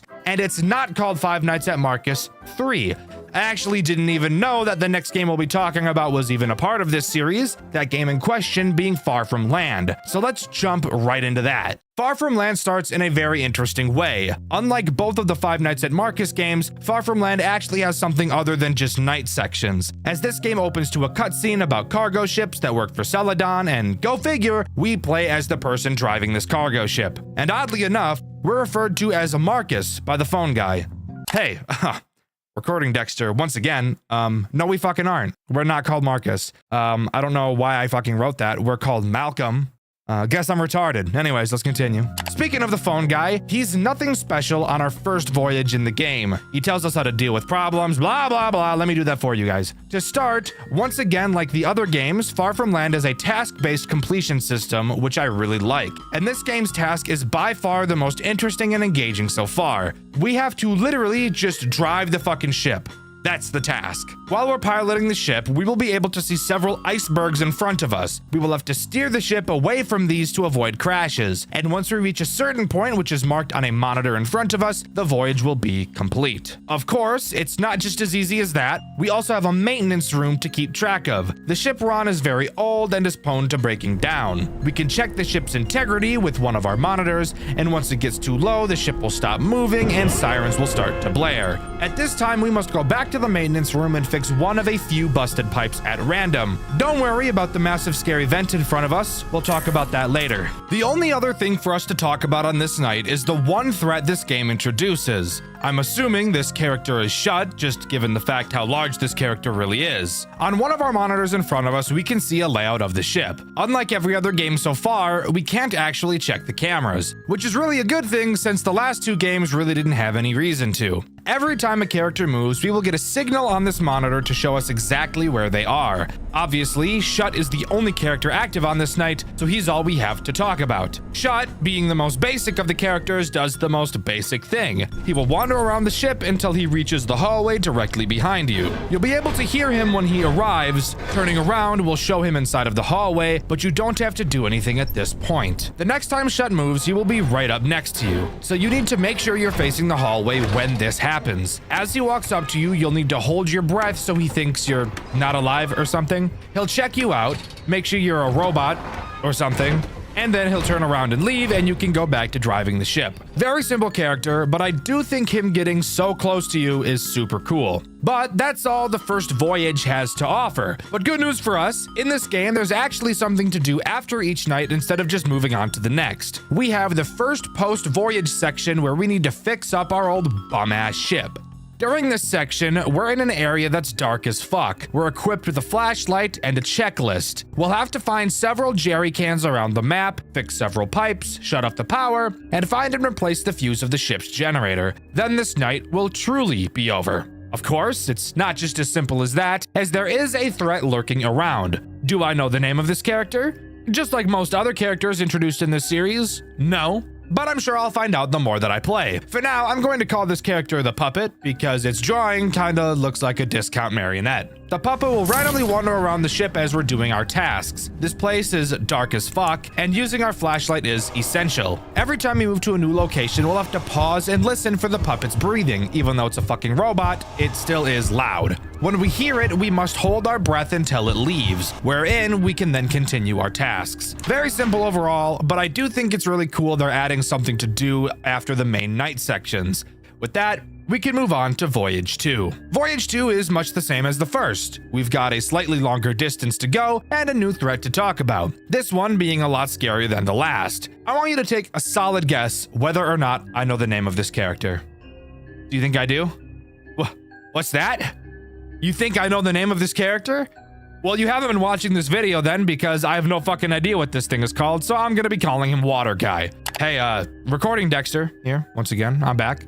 Apparently this is fucking Marcus. Does it look like Marcus? No, but it's Marcus. Water Guy uses a mechanic that has to do with water, if you couldn't have guessed based on how I named him. One of the monitors on the panel in front of us shows off our water integrity. This is basically just explaining how much water the ship is currently storing. Pulling the lever next to it will increase how much water is stored if it ever decreases. But that brings up the question of how it decreases. Well, that's where Water Guy comes into play. Just like Shut, he will make his way to where we are. However, he uses a different entrance. If you turn to where Shut attacks and then turn left, you'll see a new door. This door has no light and there's no way to see into the doorway. I'm sure you can see where this might be going. And you'd be right. You will not be able to see Water Guy when he's in the door. And with no cameras, how are you supposed to track him? Well, that's where that trusty motion detector comes into play. When you see that he's near the entrance, quickly whip around to that doorway and pull a yellow lever that releases a sprinkler system into the doorway for some reason. Not really sure why this is here, but it is. When you do, you'll see Water Guy spark, since you know he's a robot and they don't really fuck with water and such, and then he'll reset. Nothing crazy, but he is for sure going to be one of the more annoying threats throughout this playthrough. So now, let's move on to the post-Voyage 2 section. Not even really sure why I'm talking about this section. It's the exact same as the last one, except the objects are placed randomly somewhere else, and it seems that whatever monster is down here is more aggressive. Overall, super simple. It's time to move on to Voyage 3. Voyage 3 is longer than Voyage 2. This is going to be a pattern that repeats itself. Also offered on this voyage is yet another threat for us to worry about, that being Dahomey. A character I surprisingly remembered the name of, but that's only because it's so fucking stupid. Dahomey, like he is in the other games, is a vent character. And where is the only vent on the ship we can access? That's right, the maintenance room. Luckily, we can track him on the motion detector like the other characters, and when we see him in the vent, all we have to do is whip over to it and hold our flashlight on him until he goes away. Very easy, but it is another character to drag us away from the task that continues to get longer and longer each night, but that's all this voyage adds. Moving on to the post-voyage section, which is actually something different this time. Instead of inspecting the top deck, this time we're inspecting the bottom deck. In it, we have another plethora of tasks, such as fixing leaky pipes, replacing fire extinguishers, rearranging pipes, and finally refueling the ship. All of these tasks are pretty simple. However, there is one threat looming over our heads, quite literally the entire time. That being the puppet-looking thing again. Hey, recording Dexter again. This is a different fucking puppet. I don't know its name, but it's a different one. Occasionally, while we're walking around the lower deck, he'll drop down from a vent in the ceiling. Using a wrench we acquire on this night to complete our tasks, we have to whack the shit out of him to make him jump back into the vents. We only have a certain amount of stamina, and since we need to swing the wrench to fix leaky pipes, we have to balance how much we're swinging at once. Once we get into the final room, all we do is refuel the ship and we're ready to move on to the next voyage. However, before we do that, I want to talk about something stupid that this game has. Quite a few months back, I was actually playing this game on my second channel, Dexter Black, but I stopped on episode 3 because this post-voyage section of the game was bugged. I said I'd come back to the game after it was fixed. What would happen is that the game would literally just freeze when doing certain things, and I was even able to still replicate it now, which happened in my newest playthrough of the game. What?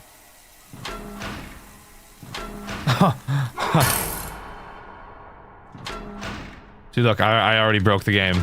Turns out this bug is all tied to the FPS of the game. If you use the highest FPS to 40 like I do, not only can this bug occur, but it will also fuck up your camera movement 6 ways to Sunday, making you whip around so fast it gives you whiplash. This is the same problem I was having all those months ago. So, if you turn your FPS down to 60, not only will it fix the whole whiplash problem for some reason, it will also completely fix the freezing bug I had. I have no idea whatsoever how FPS has to play into any of this, and this is not the first game I've played with this weird problem. Weirdly enough, the Poppy Playtime games also have bugs on higher frame rates as well, the main one being that the grab pack will pull you upwards far fucking slower on higher FPS. Super weird, but I needed to point it out. On to voyage number 4, which is entirely new territory for me once again, and with this voyage comes one of the scariest threats yet. Lore-wise, not really gameplay-wise, I'm gonna be honest with you. During the phone call, it gets intercepted by a guy named Mason. I'm pretty sure I'm supposed to know who Mason is at this time, but I'm gonna be so honest, I have no idea who the fuck Mason is, and I really can't be fucked to figure it out.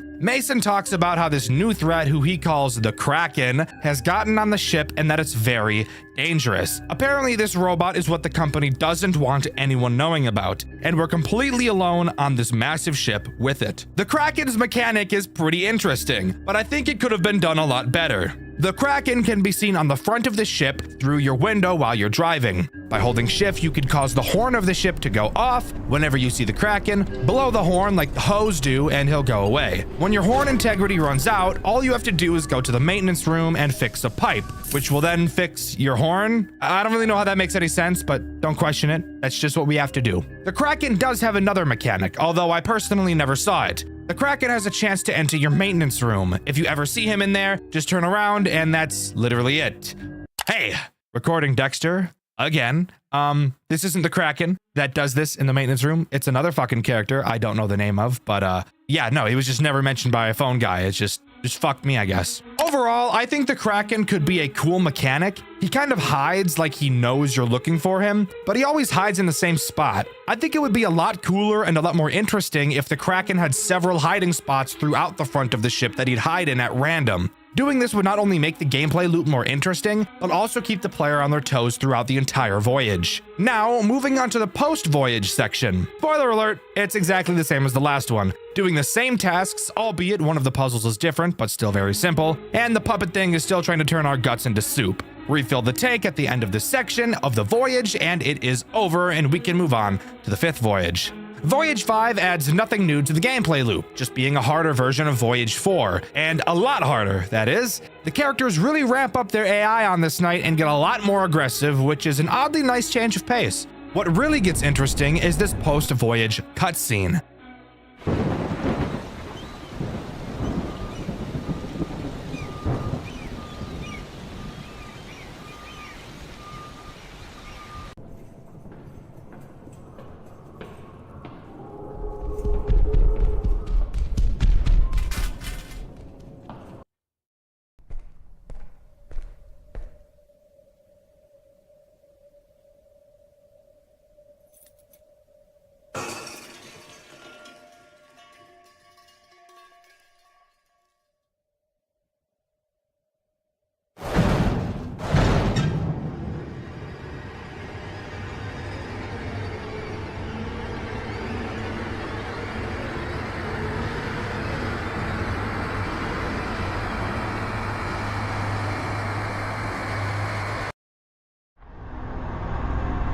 Why are you doing this?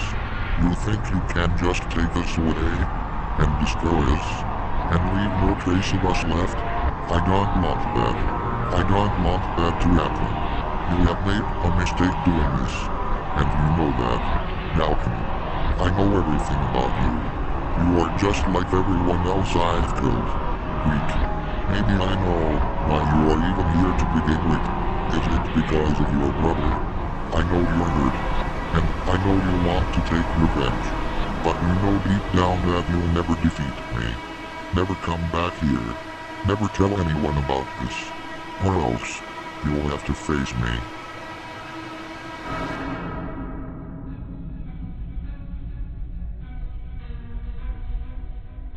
And with that, we're surprisingly thrown into a 6th voyage. A 6th night is something that none of the other games have had so far, so this actually makes me very surprised. And turns out this final voyage is a boss fight with the Kraken, which is the name of the robot we just saw in the cutscene, not actually the robot I was calling the Kraken earlier. I'm sure you could have guessed from this whole video, but I don't think the series is very good at explaining names. The Kraken obviously plays the role of all of the characters we've seen on the voyages so far, with a small twist when he plays as Shut and Dahomey. In both cases, when dealing with him, he activates a rat from Five Nights at Candy's 3 mechanic, where you have to track his head while he moves around. Awesome change of pace. I love that they added this little extra piece of detail, really ties everything together. The dude that sits outside of your front window, and Scrap, which is the name of the character that I thought was the Kraken that sat in your maintenance room, had a chance to do it, and you turn around, it's that guy, his name is Scrap.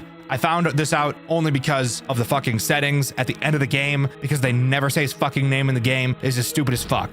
But that's really it. Deal with all of the characters and try to avoid the fact that the Kraken killed a guy and attached his rib cage and head to his own fucked up robot body. Yeah, tell me that's not the most fucked up shit you've ever heard in your life. After completing the voyage, we get one last cutscene where we seemingly willingly drive the ship right into a giant rock to sink the entire thing and destroy ourselves, along with the murder robots that are inside of it. Honestly, a very good decision in my opinion. Really taking one for the team there, Malcolm. I appreciate it, G. But with that, everything is destroyed. We unlock the extras where I learned Dahomey wasn't even Dahomey the entire time I've been calling him the wrong fucking name, and that there are like 7 human characters that have a paragraph of text beneath them, all characters I'm supposed to be familiar with. Spoiler alert, I am not, so I'm just gonna pretend like I never opened the extras menu, and I'll just say that Five Nights at Marcus series comes to a close. Overall, I really think that this is a great series. I think it started off pretty rocky, but overall it's clear you can see a real improvement from one game to another, especially with how amazing Far From Land is. Even though it has one of the stupidest bugs I've ever seen. I just really hate how lore-wise, I literally picked up none of it. Literally 0 pieces throughout my whole playthrough, which you can see over on my second channel, Dexter Black. Well, let me know what you think. Do you agree with me? Or do you think this game series is just the worst of the worst slop? Let me know in the comments below. In my Fazbear Tomb video, I asked you guys what smaller FNAF fan games you'd like to see me cover in a video where I go over multiple in one video. And my favorite answer was, I don't fucking know, because I couldn't find a comment that actually answered the question. So thanks, guys. The question of this video is, what do you think is the worst FNAF series ever made? To be clear, not a singular game, I mean specifically a series. Let me know in the comments below. With the question of the video being asked, thank you to these 3 talented artists for your fan art. You can submit yours in the Discord, link in the description. Thank you to my super fan channel members. You guys are helping me keep the gamer PC on so that I can play more FNAF games.